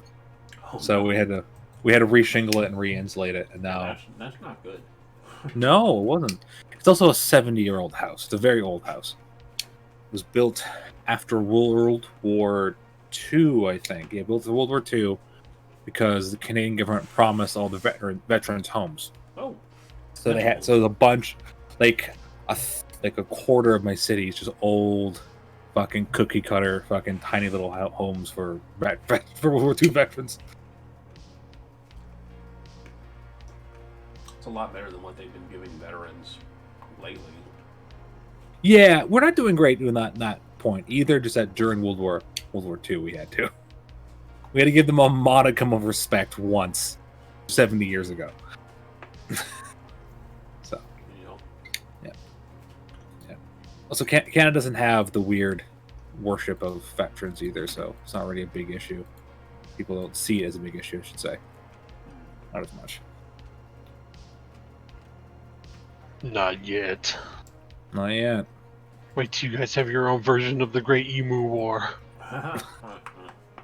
Yeah, but the problem is that our animals are all fucking like 3,000 pounds of anger to survive the winter. yeah. Well, yeah. Or they're Emus geese, aren't and small. geese, you don't fuck with geese. You don't want These are cookies. dicks. Yeah, they're There's a whole also- video game about this. Yeah, but those are fucking that's the shitty Oh my fucking god, there is a little video game British about this. British goose. Canadian geese are bigger, stronger, and more territorial. Although, if you ever encounter a Canadian goose and it does try to attack you, here's the thing: when they're in attack mode, they're back like this, and so they can't fly. So you grab their neck, swing, and let go. Mhm. You throw them. You have to yeet that goose. You can fight my friend Gravity, bitch. Yeah, you throw them because they can't get their wings underneath them fast enough to fly. That's hilarious and terrifying. I that- kick them Yeah. when they come running at me. They're like, ah! Well, here's the thing: they're like 3 feet tall. They're big animals. They're pretty big birds. Oh yeah. Yeah. So, I still football kick them. and also they're strong enough to break your arm. Never had that happen. So the best thing to do is reach out with the arm to try and eat them. Well, if the first thing is to run away. Literally, the first thing is go away. If you can't do that, go for the neck. Yeah. As you should for all things. Go for the neck. I'll continue to kick them. All right. Well, I'm going to bring us back in. So where we had left off before taking our commercial break was everybody has gathered at the Jormson house to have dinner. Mhm. Ashley has distanced herself greatly from Astrid, where Signa is seated next to her. Your father has his own spot at the table, and BB is And seated. Oh, go ahead. To those who are curious, yes, Signa is holding her hand underneath the table because she's that kind of person. I am curious, so yes, you can. Yeah. Yeah. So the two of them are scooted very closely. Your father remains completely oblivious to this fact. What does the Jormson dinner table look like? What's the spread?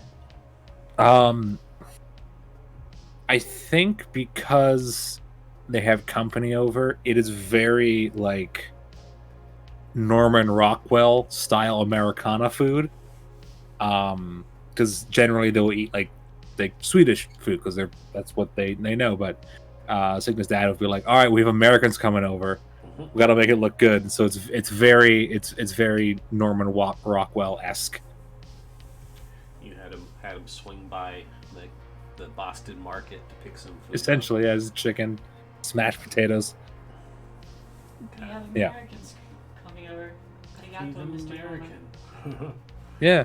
Yeah, so there is he took a trip to Boston Market, bought the like dinner for 6, and the spread is there. You guys have like paper plates and forks and stuff because that's the good china for the guests. It's just a bunch of teenagers, y'all don't care. But Yeah, so here you all are. Your dad kind of is unaware that the three of you, four of you, skipped school on top of everything else. But he's just I been love him. he's been kind of just yeah. And so at work today, we were repairing some of the old maintenance walkers, and doing this, and he's just making small talk, and he's speaking very slowly and in English, so not to exclude your friends. Mhm. Is that very much the I've lived my whole life speaking Swedish and learned American only a little Yeah. while ago. I assume he has a thick Swedish accent. Signa has kind of lost hers because she's grown up around Americans, but he has still that. I won't make you do it. So you're finally awake. I don't know. Your family's Swedish. You can kind of do it. You have to I wake can. up. I can do it. Okay, good. I can't, so that's why I chose not to.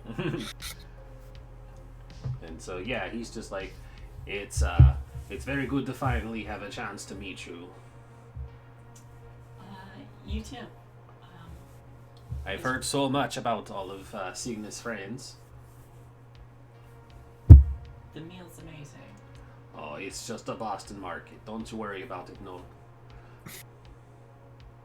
Arigato, just the same. Ha, yes, of course. I forgot. She did mention your mother is Japanese. Half Japanese. Half a Japanese. That makes you only a quarter, yeah? Yeah. Okay. He's just very awkwardly trying to have this conversation with. I assume he's as awkward as Signa. Yeah, he's I assume he's as bad as Signa. he's basically he's Dolph. He's Dolph Lundgren. He's big, and he's very Oh, I love awkward in that. his conversations. But yeah, he's just kind of just like, okay, and what classes do you have? Great. Are you learning a lot? Good. And he's just like, and you're keeping up with Astrid. That's great. And then he finally gets around to the. So I hear there's a dance coming up, one of those socials for you kids. Have you all decided that you're going or not? I think we are. I mean, probably. Signa hasn't really mentioned having a date for the evening, but I imagine once the three of you get done fighting over this handsome lad.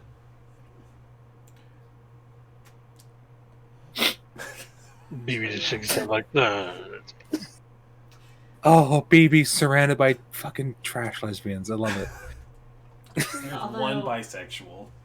Although Yeah, one bisexual, a robot, and a trash lesbian. This is. I can strangely relate to BB. I may actually end up playing the music. Me and my Oh, band. musician. Interesting. That's.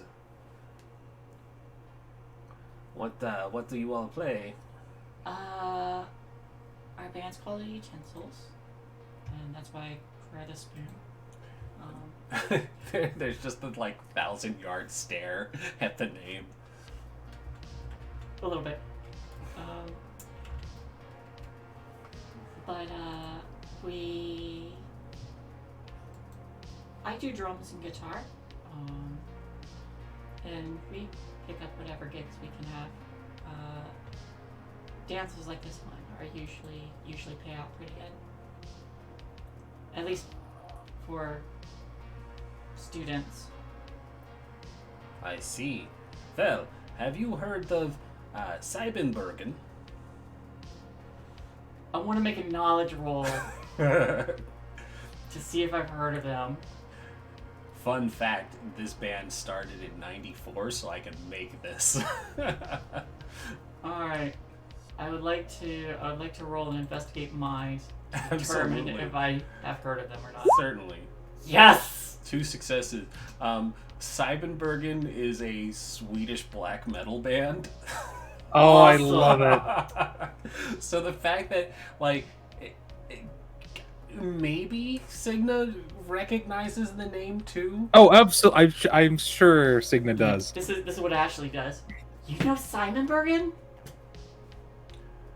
Please tell me he's a huge fan. he in fact puts up the horns and he says, "Oh yes, big fan." Oh god, can I just like make it canon that like back when he like in college, he was a fucking like crazy metal punk, Absolutely. and just my like it was old goodness. pictures of Your him dad and like is totally and like Kyle sweet fan. like I have full a- Swedish I have a- metal band. I have a list of Swedish metal bands, and I'm 2 for 2 here in picking ones that would be relevant in the 90s. There's another one here called Niflheim, but the members' names are amazing. So let me Niflheim's hear 'em. band members, one is called Hellbutcher, then Tyrant, Okay. Blackish, and then Savage Aggressor. Well, Aw, they do have real names too, and that's lame. I'm sure. Oh, excuse me. So, Hellbutcher is vocals, Tyrant is bass, Blackosh is guitar, Savage Aggressor is another guitar, and then Disintegrator is on drums.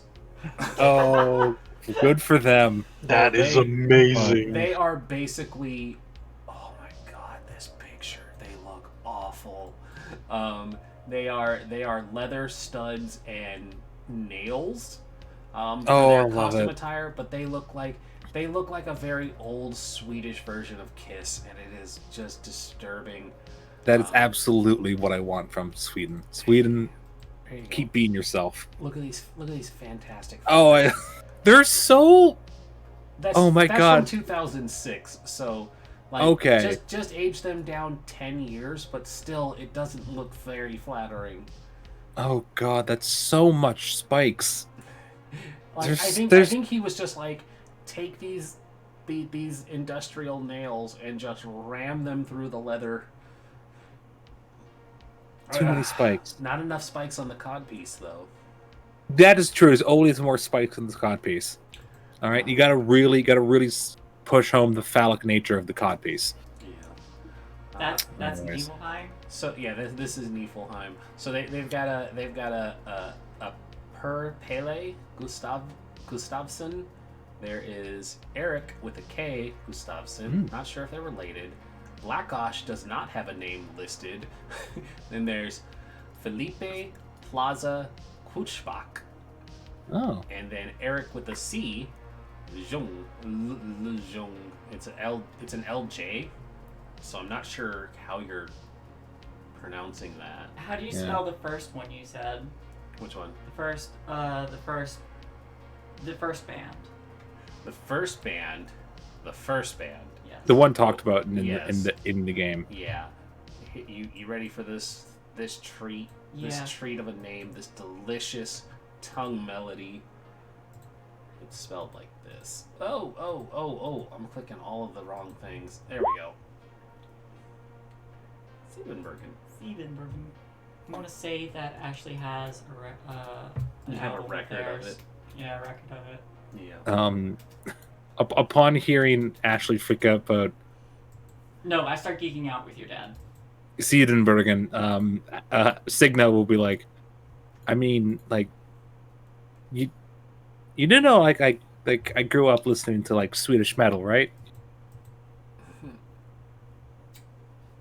Like my dad, that's how my dad and my mom met. So like, if you ever want to like borrow some records, I have like a bunch.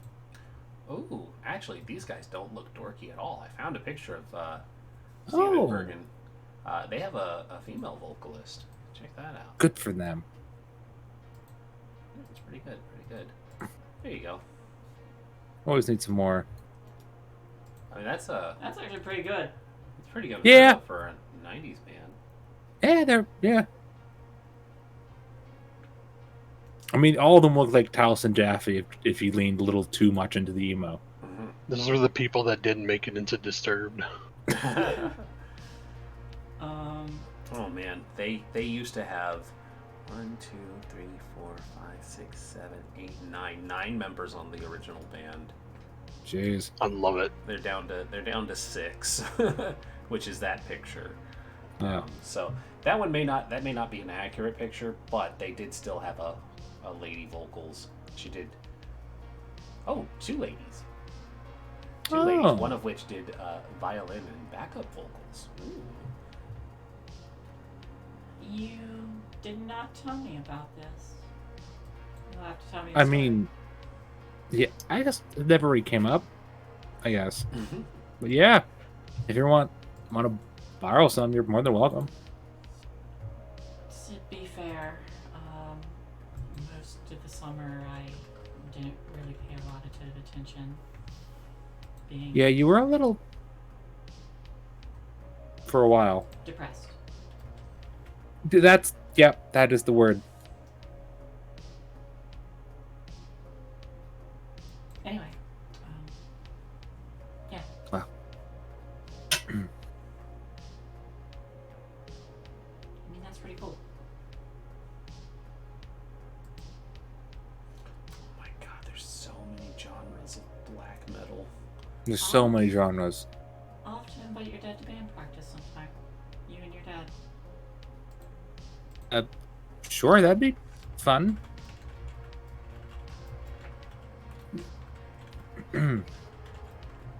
So, BB, how are you? Pretty quiet. How are you doing? Just long day. Feels like worn out. Yeah, it's been a day. It's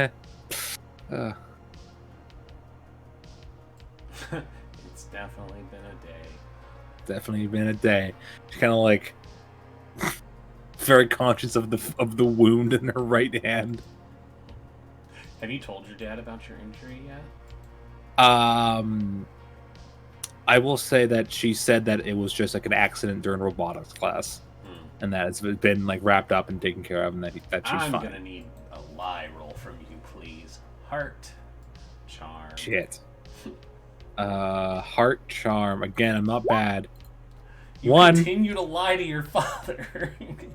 Yeah, no. What a monster. She's I would- aware I of would- this, I and wouldn't- she's dealing with it herself on her Yeah, own way. I won't do the guilt trip of you continue to lie, but he believes your story. She has to save the world, then she can tell her dad the truth. Mm-hmm. And BB will be like, so how's the hand holding up? It's fine, just stiff. So,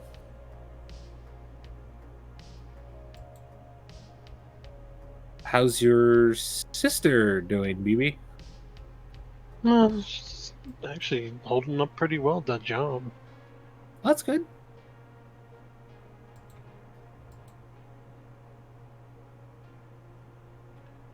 And Astrid finally says, yeah, school was really interesting today. We definitely stayed the whole time, and there wasn't anything to worry about. I'm What gonna did- put my hand on her lap, be like, it's okay. And she kind of is like, what happened to the two of you after school ended?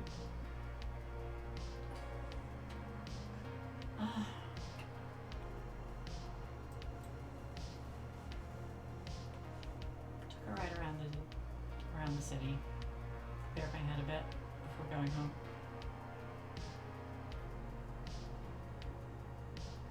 Neat. I just sat on the couch when I finally got home. I was tired.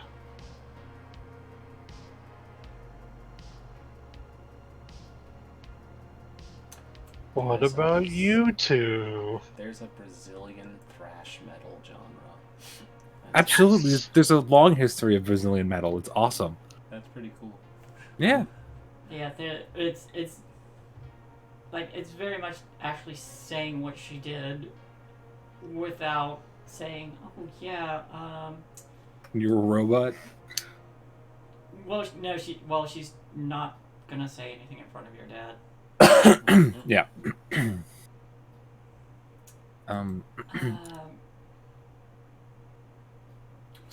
Actually, I'll help with the dishes and then we can get to work on our projects. Sounds great. All right. Well, it's good to hear that you kids are so dedicated to your studies. Sure thing, Dad. Whatever you say, Pops. Whatever you Dedicated. say. I can barely write the language I'm supposed to do everything in, and My world's crashing down around me, but at least I have a hot girlfriend. Let's do it. What was that last part? Hmm? Okay. What was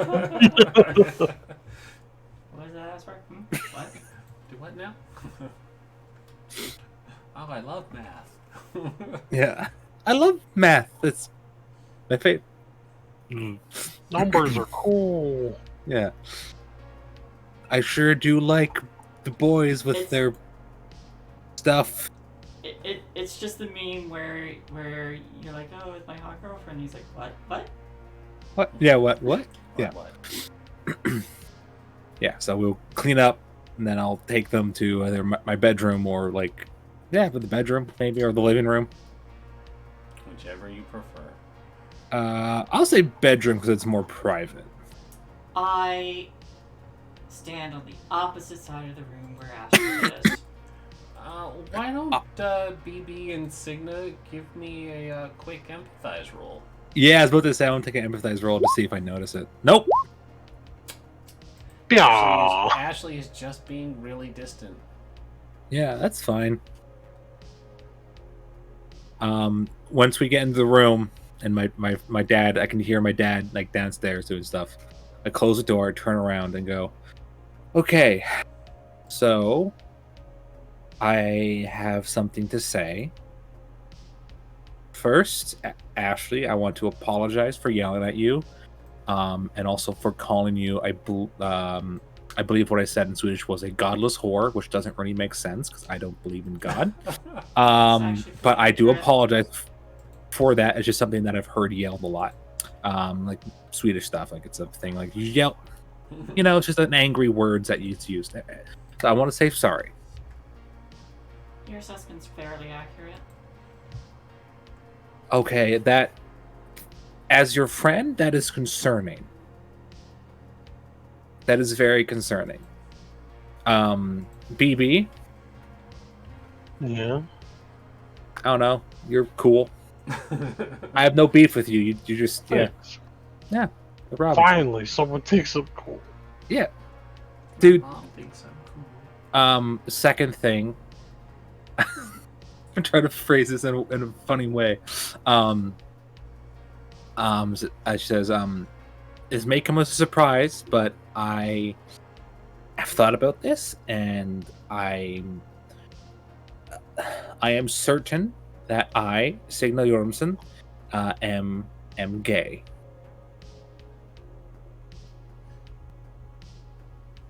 And Is there BB just more? like quiet for a bit. This is not the reaction I was expecting. No, there's just that silence, and then is there more? BB and Ashley are like, finally. Nope. You see BB reach in, take his wallet out, takes out a folded up piece of paper, and slowly hands it to you. Is it like post-date like a year ago? It was like, the day that she ran onto him outside of the home ec class. Oh right. It just says, "You're gay. This is when you finally realize it. Here you go." Okay, so obviously I was apparently not as apparently there were signs I didn't see, and as I'm looking back, I started to see them myself. That makes a lot of sense. I did a lot of experimenting when I was. No, just go on. Oh, okay. My second thing is I found out I was gay because of Astrid. Astrid waves. I don't really know what we are, but we're involved somehow. So it's sort of me coming out of the closet. Secondly, thirdly, actually, Ashley, you have been wanting to get into the loop. Yeah, Kraft actually came around looking for us. Yes, that happened to me as well. Immediately, BB's like, "Oh, thank God, I'm not the only one."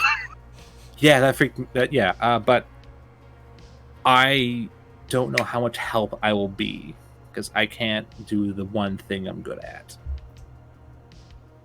So My dad lost his job there. shit. Oh no! What They know did? we were in there. Shit. Is that why he lost his job? Apparently. Okay. Deep breaths. Oh, I'm sorry, Ashley. Cigna has a panic attack because she was never told that they knew she was there.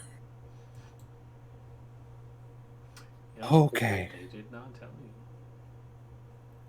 Okay. He was like, yeah, they had a picture Oh, that's worse. where you can't see Ashley all that well, but you could definitely see the two of And Oh, us. that was in my dad's car. The interesting thing is, they It's car. haven't told anyone because there's a lot of dirt that they are trying to keep hidden. Like what?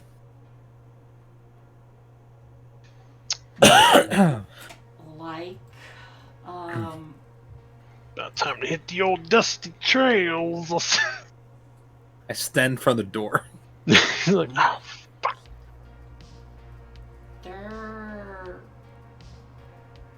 trying to. They're trying to make copies of people's personalities and put them into robots. That's fascinating, but Androids, but yeah.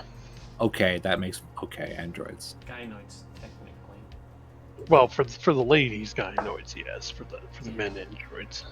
That's I assume that it won't. The one that they told me about, I assume they have male ones and female ones to integrate as well as they can. Oh, yeah, absolutely. Do you know about this, Astrid? What? No. I was just taking a guess. I watched Blade Runner. Yeah, I know. We watched Blade Runner. I'm going to take an empathize roll to see if she knows more. Yeah, you probably Yeah. should. Nope. Do you wanna Okay. push it? Those memories I'm have gone like tears in the rain. Ah. no, I am not going to push it. Oh, Alright. because I want to save my shit for But for later. me, Fair. let me find my questions because I indeed have some questions. I'm going to find those questions and then There we go. put them in Here a we are. chat and pin them. How Okay. long First have you known you've question. been the enemy What this whole page time? is that? Tweety, what page? Page 80. Alright. So, you have 3 questions. Because you have 2 Yes. successes. Yep, go for it. First question is going off of is she lying to me? Does she know more than she's letting on? So you got one more. Second question. Oh, you said, is she lying? Does she know more than she's letting on? Well, I was going off of what that was. But yes, does she know more than she's letting on? Second one is, what is her weak spot? And, Did you kill my hot robot girlfriend? Hey. Okay. Third one is,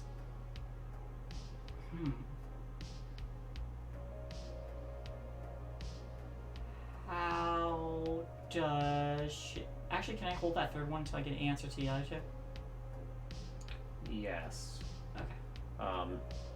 Is she lying to you? Yes. What is her weak spot?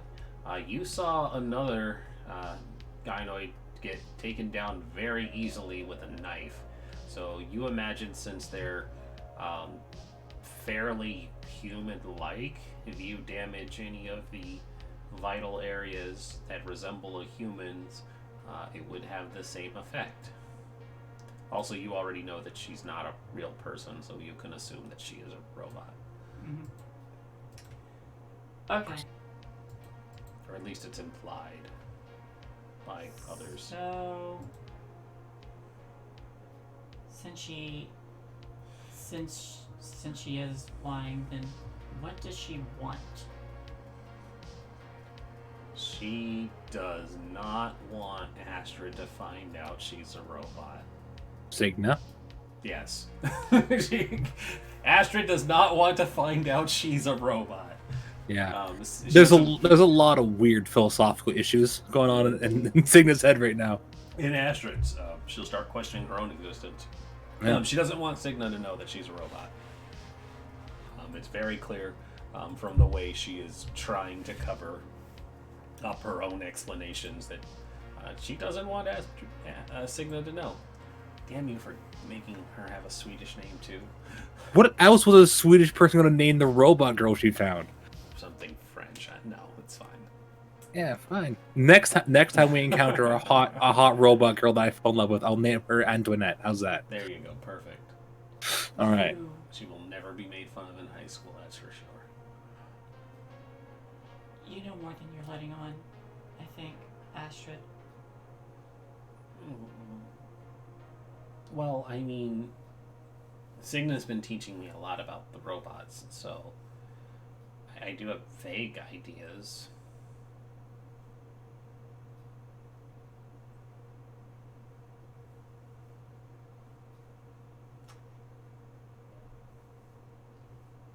You know, honesty is a very important part of any relationship. Yep, it sure is.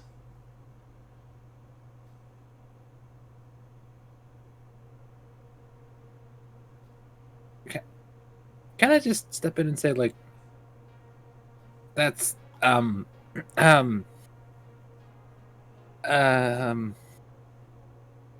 that's, I don't want to say presumptuous because we're in a regular relationship, but I wouldn't like call it like that yet. You know what I mean? Do you like her? Me? Yeah. I mean, she is how I figured out that I was gay, so probably. So yes, you like her. Yeah. Astrid, do you like Signa? Oh, very much so, yes. Well, I think it's very important that the two of you are very honest with each other then.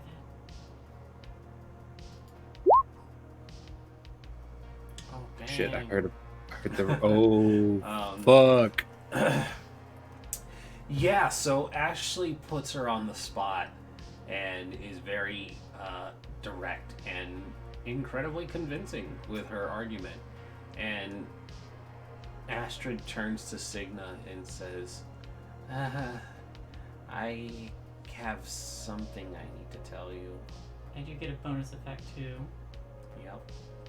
which I will pick out after this. No, go Keep ahead and going. pick it now. Do you want to wait to see what happens, kind of thing? I do want to wait No, and see I what want you to pick it now. God damn it. Fine. Oh, Alright. putting his foot down.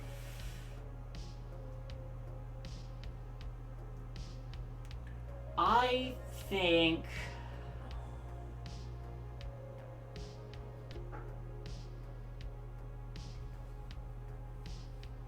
think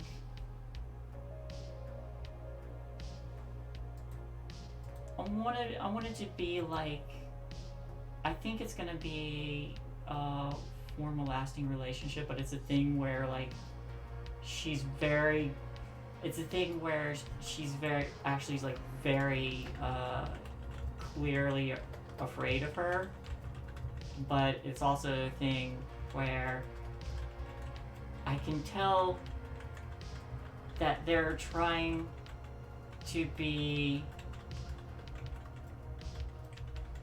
human.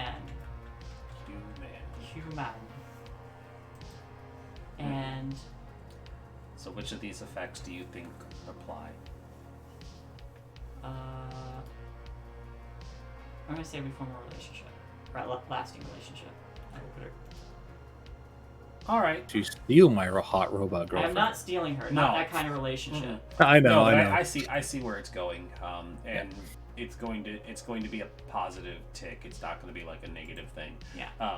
So yeah, it looks like she kind of gives that like resigned sigh of realizing that what Ashley is saying is right and that she should say it. And so she says, Signa, I do have something I need to tell you. And she walks over to like the vanity desk that all girls in the 90s have in their rooms, and she takes out like a pair of scissors, and she picks them up and she opens it, and very reminiscent to Terminator 2, instead of like cutting off the skin of her arm, she just kind of like on the palm traces, and instead of seeing red blood, black starts to come out. I'm a gynoid. Oh my god, that's why she. Oh fuck, she's a robot. I look at And Ashley. when she went to the vanity, Your I like friend circled around Rin. to the opposite side of the room. Your friend Rin was a. Oh, okay. I thought it was just a weird thing she died in the weird place. Yeah, downloading copying personalities to, or trying to anyway, into. I think they sent her to try and recover me, and whoever that masked individual was killed her first. Yeah, that was. So you're an android or gynoid. Is it easier Okay. just to say robot? I mean, it's shorter. Ixnay on the Obot Ray. Yeah, it's like It's not really the set word, but it might be easier. I It's mean, not offensive. I'm just gonna keep calling you please don't use Astrid. Please don't use robot. I'm not ready for that. It's one yet. it's fine. She's Astrid, so like It's the 90s. Okay. We don't have trigger warnings yet. I'm kidding. it's 90s. Yeah, we don't know. Yeah. There's one psychologist like everyone just try to be good to each other. Like what the fuck. Anyways, Like, hey, Signa's. out of all the gynoids you could have picked, you probably picked the best one. Thank you. Or is that a compliment to you? Anyways, I don't know. You two So make a good you're- couple. well, okay. I mean, I'm not gonna lie. I'm kind of into that. But wait, did Cigna ever get learned that the Rin robot, the Rin droid, blamed the weird reality warping on Astrid? Was I ever informed of that? I don't know if anyone ever told you. Yeah. Oh, I think that was I think- only told to BB. I think BB told? Didn't BB tell me something about that in the nurse's office? I have a theory about the reality warping. So well, I'm gonna assume I didn't know. So I won't say the thing I was going to say because I wouldn't know the information. But I will go over to Astrid, and say look, whether or not you're a person, like a human, doesn't matter because you are a person. Listen, as I think so. So I don't really care. It is a little freaky, I won't lie, but again, I think I'm kind of into that, so that's a plus.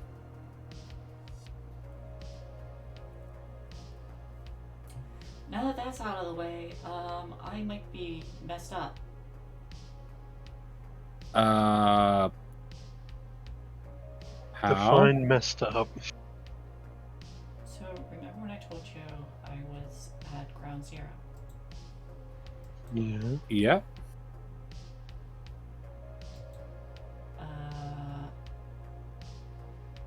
Someone told me that might have lasting effects on my psyche.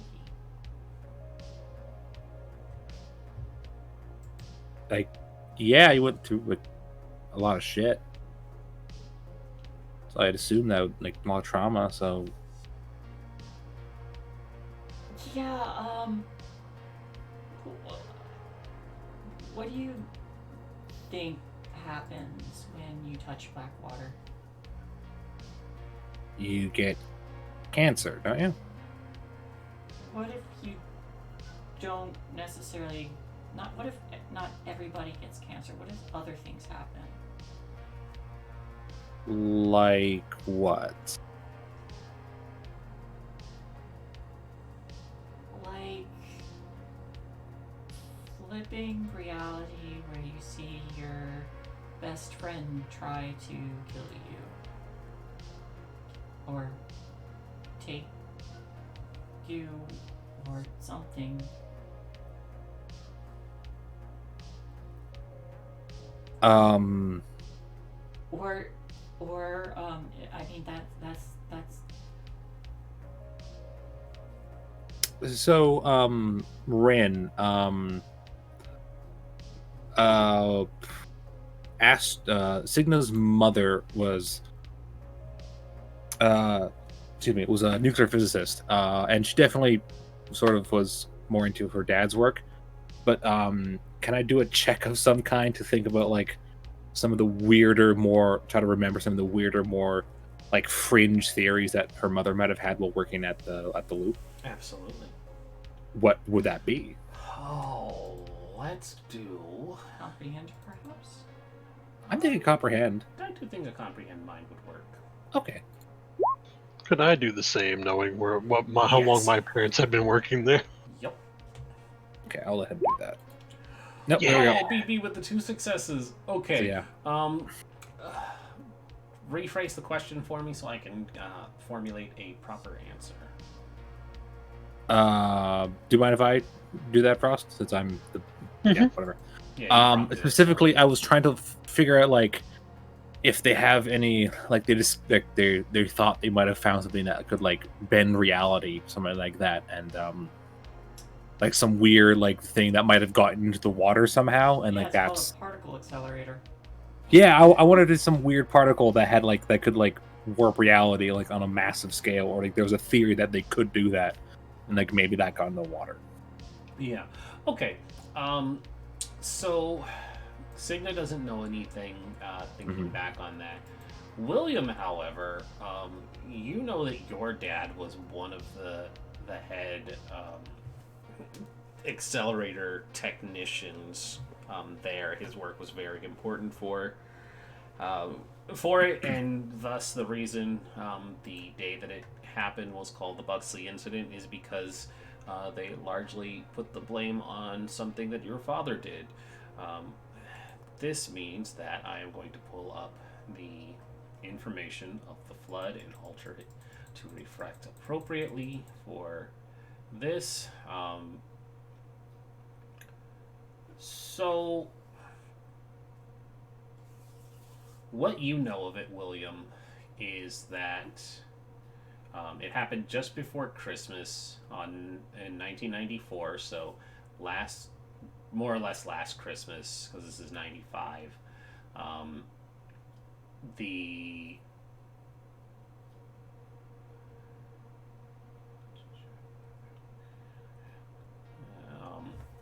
the water basically started to flood the area.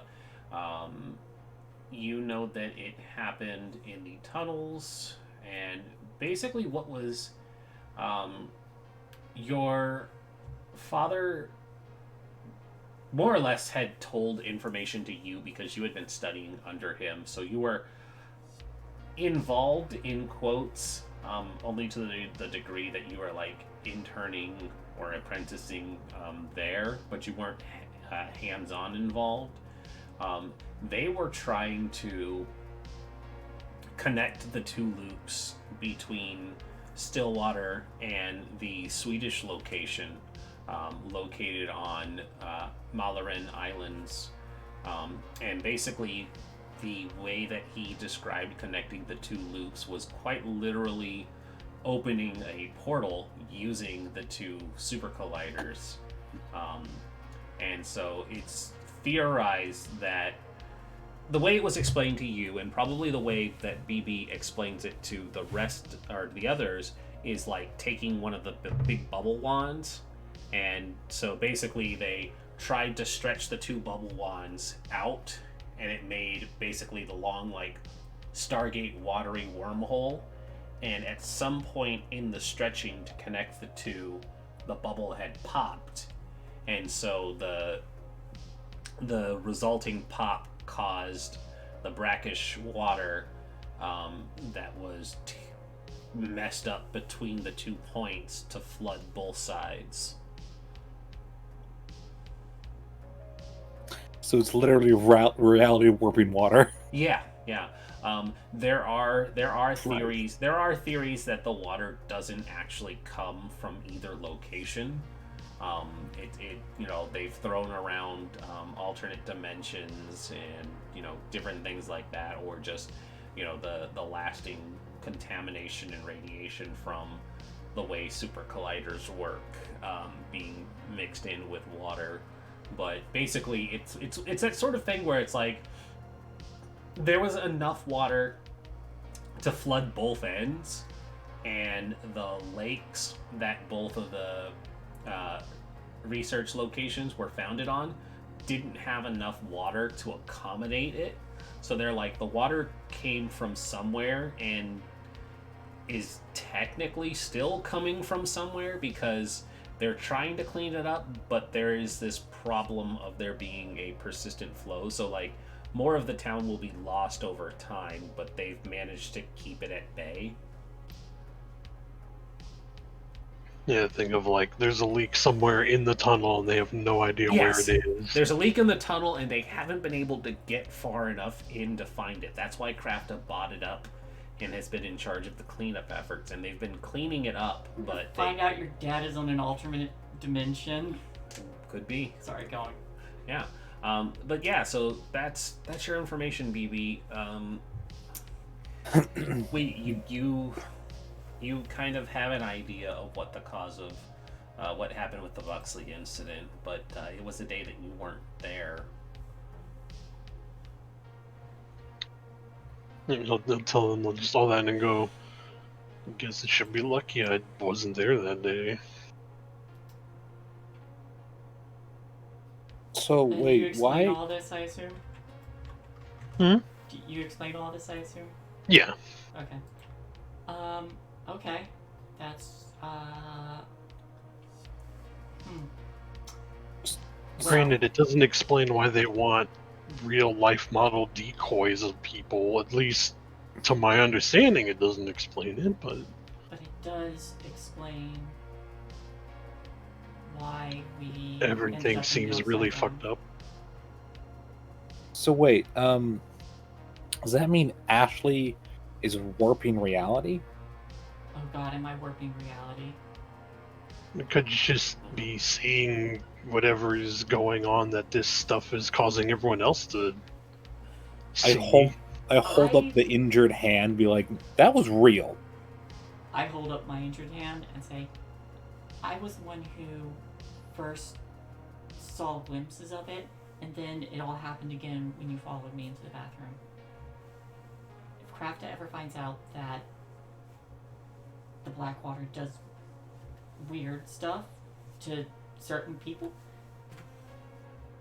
like me, I'd rather them not know. Yeah, that's kind of why I keep to myself. Oh yeah. So They already know enough about me that I really don't want them knowing anything else extra. So what we know that they know is they know we went into the loop. Mm-hmm.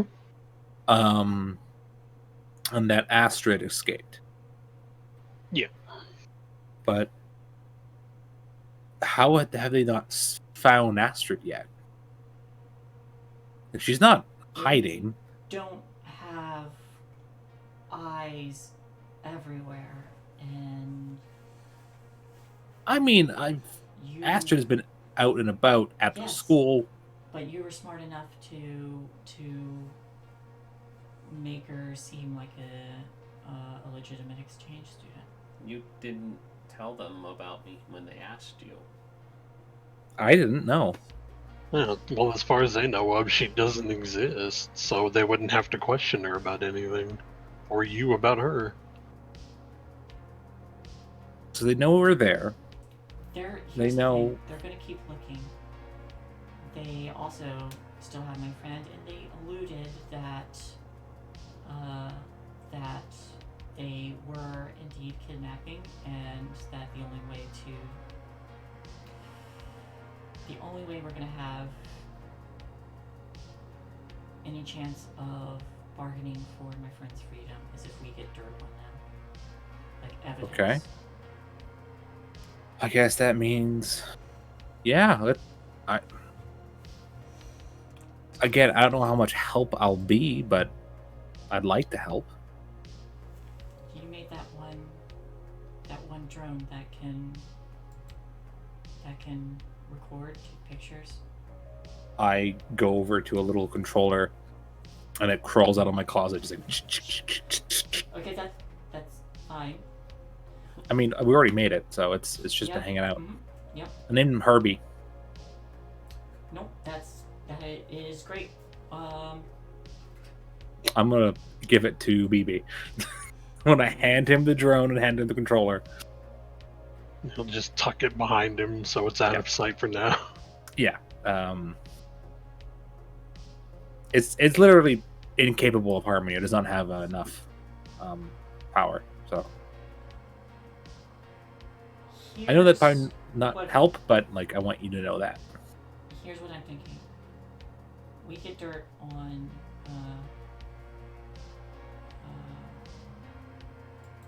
we get the dirt, we get the proof that they have been kidnapping, we grab them by the balls. I want my friend back, first of all. Absolutely. I want her back for you, I guess. I want you to want her back. I want the actual Yeah, I want you to get her back. And I would like all the other missing people back. That would be nice. Yes, it also means they would probably blank their memories. Do you think that the personnel transfer takes their memories, or do you think that might just I don't- copy them? I think they're trying to copy passable personalities. Hey guys, Yeah. you ever wonder why the three of us can't remember anything after the same day? I already checked. I'm not bleeding Yeah, oil. I'm bloody. You sure you're not seeing real blood? Hey Astrid, is my blood red or black? Conspiracy theory BB is here to start questioning all of reality. Oh no! Astrid, Evie's is her just blood? opened a whole can of worms. What have you done, Frost?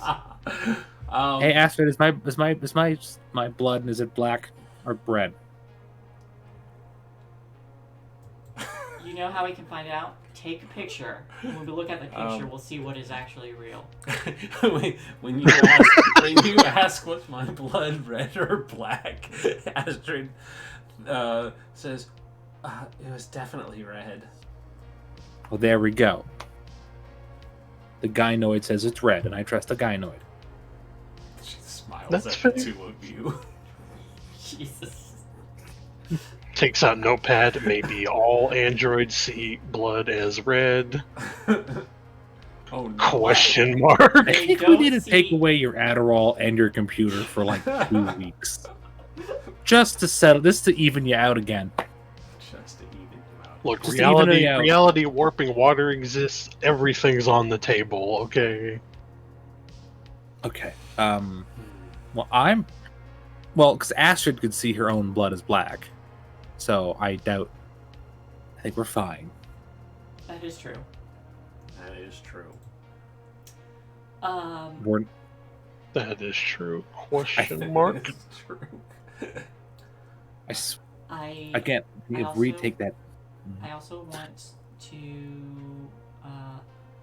I would like them to give my dad the greatest recommendation of his life. Well, let's worry about getting the people. Let's worry about getting the information so we can tie them up with the balls first.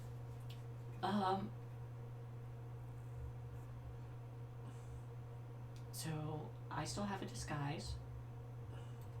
No, you have a lab coat. And makeup. True, you have a lab coat and makeup. And they're a Why? multi-million-dollar international company that has private security and the technology to build a gynoid. I'm going to have to point this out to you. Their multi-million company Mm-hmm. has had 3 students get in. That's an excellent rebuttal, actually. Well, So, let's go do something stupid. drone first. You were right. Drone first. I'm glad you think so. Let's go get your friend back, and let's go blackmail a multinational company.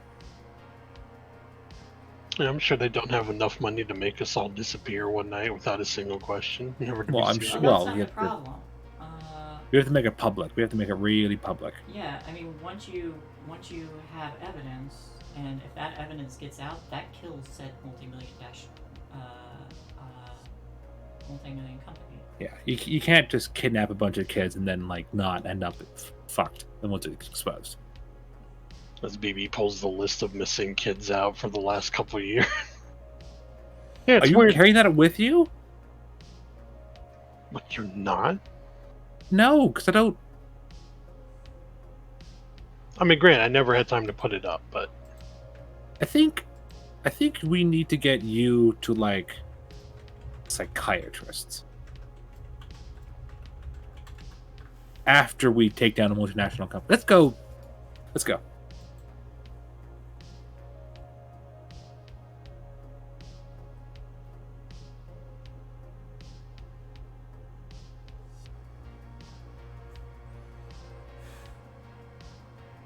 Are we going?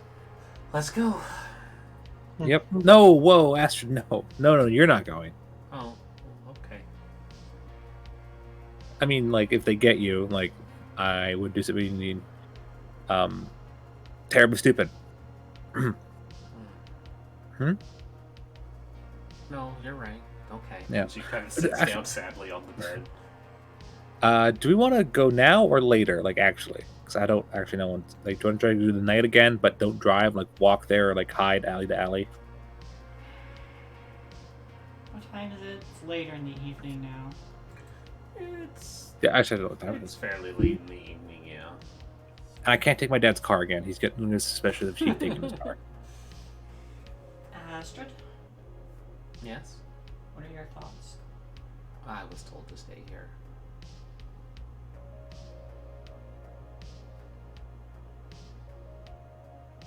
Are you comfortable staying? I mean, I wouldn't want you all to get hurt at my expense, but it's a valid point.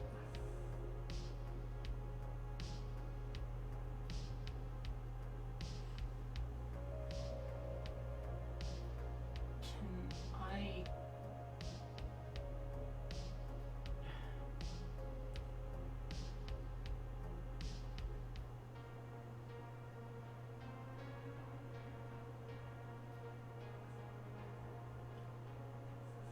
Never mind.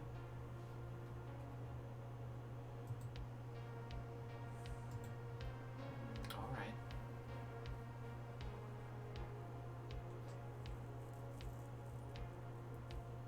So, are we going now? Or are we waiting until like midnight? And what's our plan? Are you ready to go now? I mean, How are you two feeling?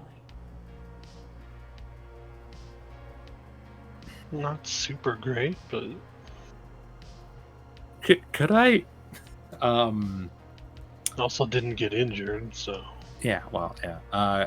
Could I ask that both BB and Ashley do an empathize check to try to understand something that Ashley's trying to get across without saying it? I do That's 1. Zeros all around. 0. Okay. So yeah, you don't know what she's trying to say. What are you trying to say? That's a fair assessment. I'm gonna roll a thing for Signa to see if she can even say it out loud. Nope. Nope. Fantastic. She just goes red. She just goes beet red. Do you have questions about sex? She's like, get the fuck out of my room so I can sex. Actually, yeah. She's like, gonna go later because she's like, we might do something stupid. I kind of want to get it on at least once. She goes, no. Out of the no questions, no. All right. Well, maybe.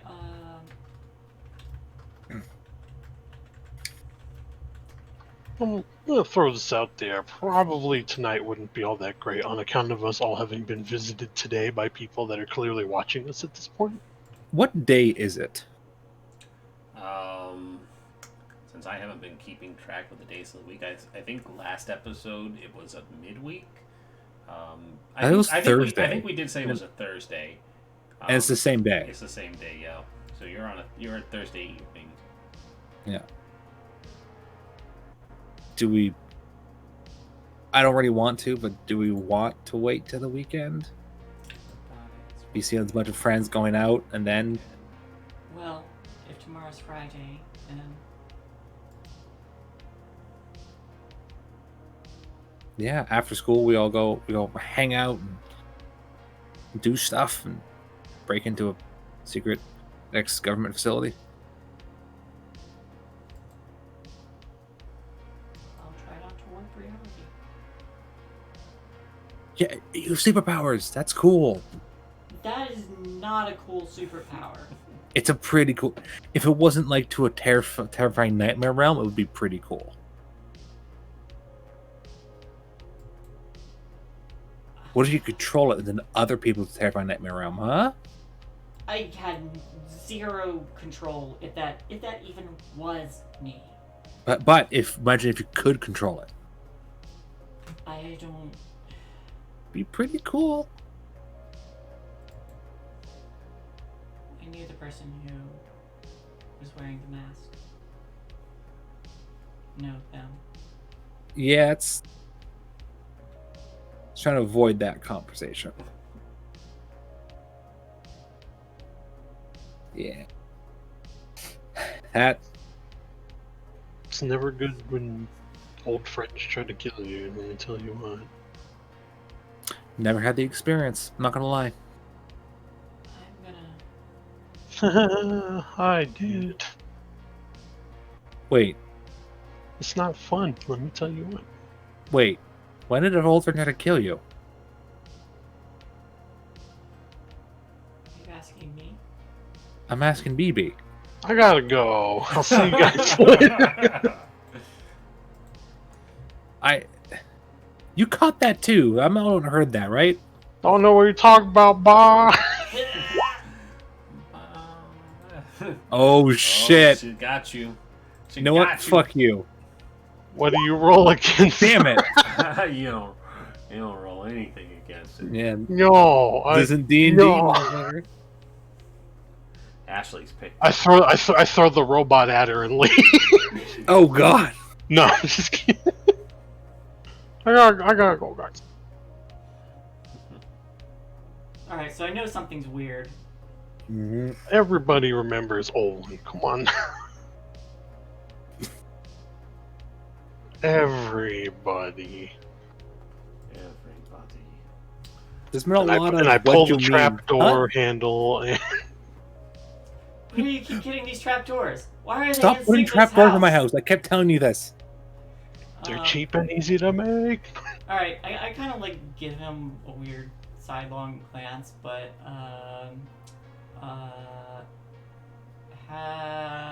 wait, are you lying to me? Yes. Yes. How can I make you tell me? Yeah. Because I think it's how could you make them do something? Yeah. Yeah. Which is that? Get them to tell Yeah. the truth.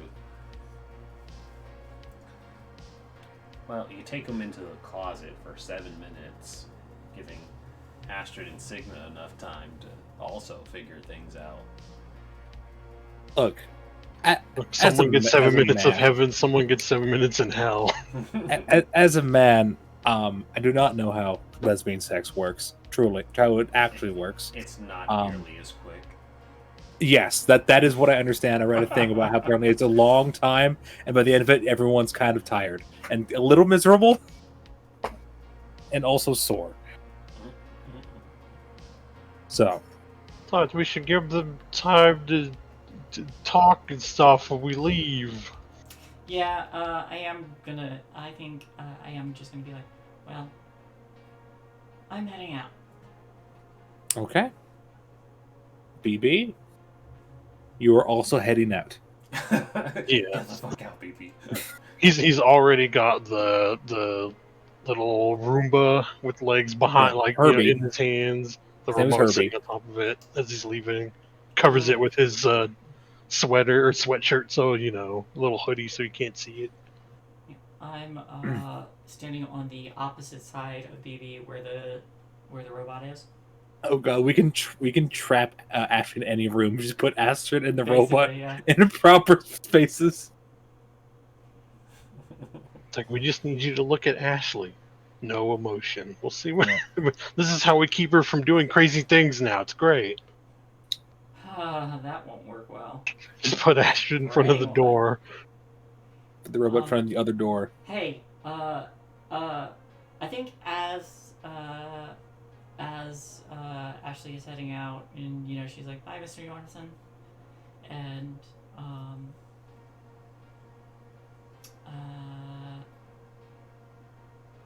kind of like sets the skateboard down, and like before she like slides off on the sidewalk, kind of like pauses and glances over to BB.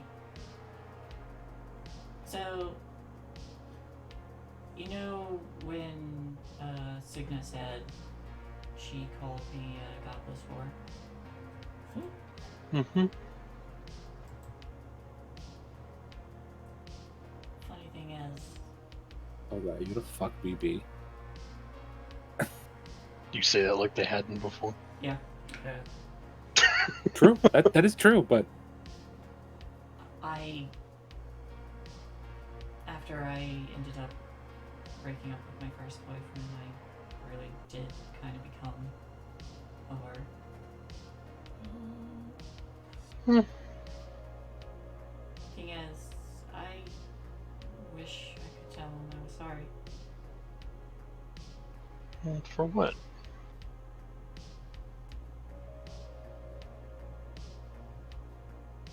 He deserved better than what I gave him.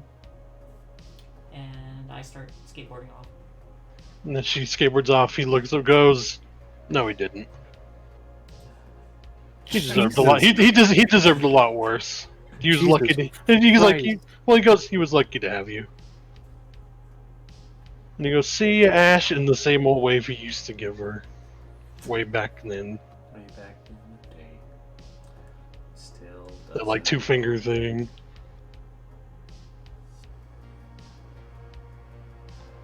Yeah, it's gonna be fun when she finds out. Yeah. And all I'm going to say about Signa and Astrid is the phrase awkward pornography. So we're not going to go back. Yep. Why Tasteful don't stuff. we not talk about what happens, but just for my own curiosity's sake, please give me a heart charm roll. No. Oh. No, scratch that. Give me a move body roll. Hey, guess what? I put some points into this. That's one success. All right. I will leave that to your interpretation of how well that went for Signa and Astrid, and we will not touch on it beyond that. Yeah. Whatever you feel happens in your mind is definitely what happened in some awkward teen exploration. Yeah, as an adult, I'm not going to think about that. Yep. As a grown man, I'm like, no, they're children. Do gynoids feel They pleasure? are teenagers. They are doing what teenagers do best. And Oh, for sure. No, Yeah, absolutely. No, this is the narration. Okay. They are teenagers. They do what teenagers do, and that is where that is capped off. The closing scene, going to be a little early because I can't throw you guys into solving any big time problems. Is going to be. It's going to be. I want to cap this off. Everybody just kind of scattered again. Yeah. But we scattered not this time as friends, not as maybe not friends. I think that's acceptable. We cap off with everybody scattering. We see BB and Ashley going back to their respective homes, and it's kind of that like closing shot where some band is playing like some soft rock that perfectly encapsulates the mood of everybody, and it just shows BB flopping down onto his bed at night, looking up at the ceiling, thinking about what's going on. There's a shot of Ashley flopping down onto her side, looking out the window, thinking about what's going on. And then there's the shot of Signa and Astrid snuggled up together, perfectly concealed for the camera shot to not make it inappropriate for TV viewing, with the two of them cuddled close. And Signa's mind is just like, huh. And it's like, yeah, no, definitely a lesbian is like the last thing that crosses her mind. And then it cuts once again to the Loop Foundation, and we see the camera kind of cut in back to this laboratory where the mysterious red-armed Japanese man with the eye patch is looking over some work, a test tube, and we see that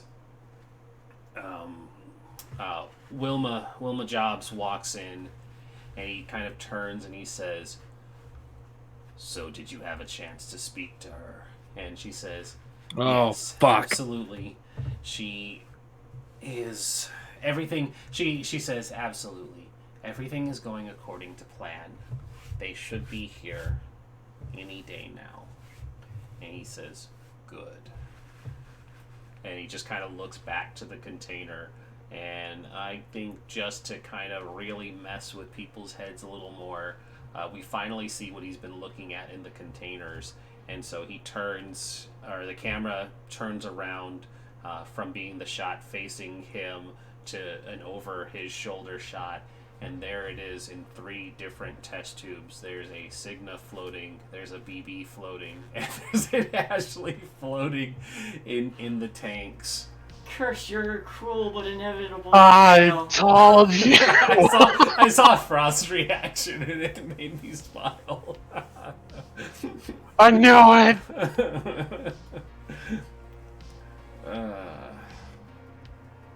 Been bamboozled. Am I the hot robot girlfriend? I mean, no, you're both hot robot girlfriends. Oh, cool. That's the thing. Yeah. Who's the robot? What if blood has been black this whole time and robots bleed red? Wait, is Astrid a person? Human blood is black. the I'm entire so time. confused. Yes. They're trying to reintroduce humans into society. Yeah, Everybody has to Oh do my it. god, what if that Humans have actually been is the dead for plot? ages? Did you not hear? Why do you think those we're the robots- only people in the school that look completely run down? All the other people disappeared. I think that Right. those are robots in the tanks. They very well could be. So yeah, hey, that's that. The people I was gonna raid looks like they're finishing up too, so that's no good. Really isn't anybody else. So we'll wrap up here. We are back tomorrow. All of us actually will be back tomorrow for Shay doing a wonderful one-shot. Yeah. We'll be level 20 and teaching somebody who's never played Dungeons and Dragons before how to play at level 20. So I've been playing Dungeons and Dragons for about 4 years now. I've never played level 20 character ever. Oh, So this is gonna be new for everyone. Oh, New for me. it's not new for me, but it gets wild. God, I took time stop. I'm aware. Yeah, I was like, just know that your turns are gonna take. You thought normal combat took a long time. Now you actually won't die, and you have too many options. Yeah. Instead of just having the option to attack. I took time stop and delay burst fireball. So yeah, I know what's going to happen. Yeah, Just wait till the fighter takes his 4 attacks, then action surges and takes another 4 attacks. Yeah. Hey, look, dice macros make that a little bit easier, but yes, it's still ridiculous. I'm also a barbarian, so I have a stupid amount of attacks as well. Just no action. I fight a surge. necromancer. What up? Yeah. So it's gonna be great. Eerie Wilder. It's gonna be great, guys. We're definitely not gonna die because we have too much health. So we'll see you guys back here early tomorrow. 3 o'clock, 3 Eastern, not our normal time. But that'll be what we're doing. And then, of course, Felix will jump over to Swindler's Den for a Morris. And Dido will be playing with us. And Dido will be there. Yeah, so we'll... Oh, Dido did join this one too, didn't she? She did. Yep. And what did she make? I know. She said her character's finished. I do have to. I'm peeking. I want to see. Yeah, I know who it is. Oh, no. Throwback. Yeah. She's playing. Oh, that's right. She's doing this. Yeah, that's right. We know who this is too. Yeah. Rotaya. Yeah. But the other, I did just get a message today. I was like, I don't know if I can handle 7 players, but. Oh yeah, no, he was stupid late. No, there's no room for that. I feel a little bad, but well, he should have answered you sooner. Yeah, don't feel bad. Yeah, fuck him. Like that, you made he's that. a good friend. Yeah, it's not a fuck him, but you made it first come first serve, and he waited until today to say something. So you filled that up. Anyways, I'm gonna end the stream so that our conversations don't carry.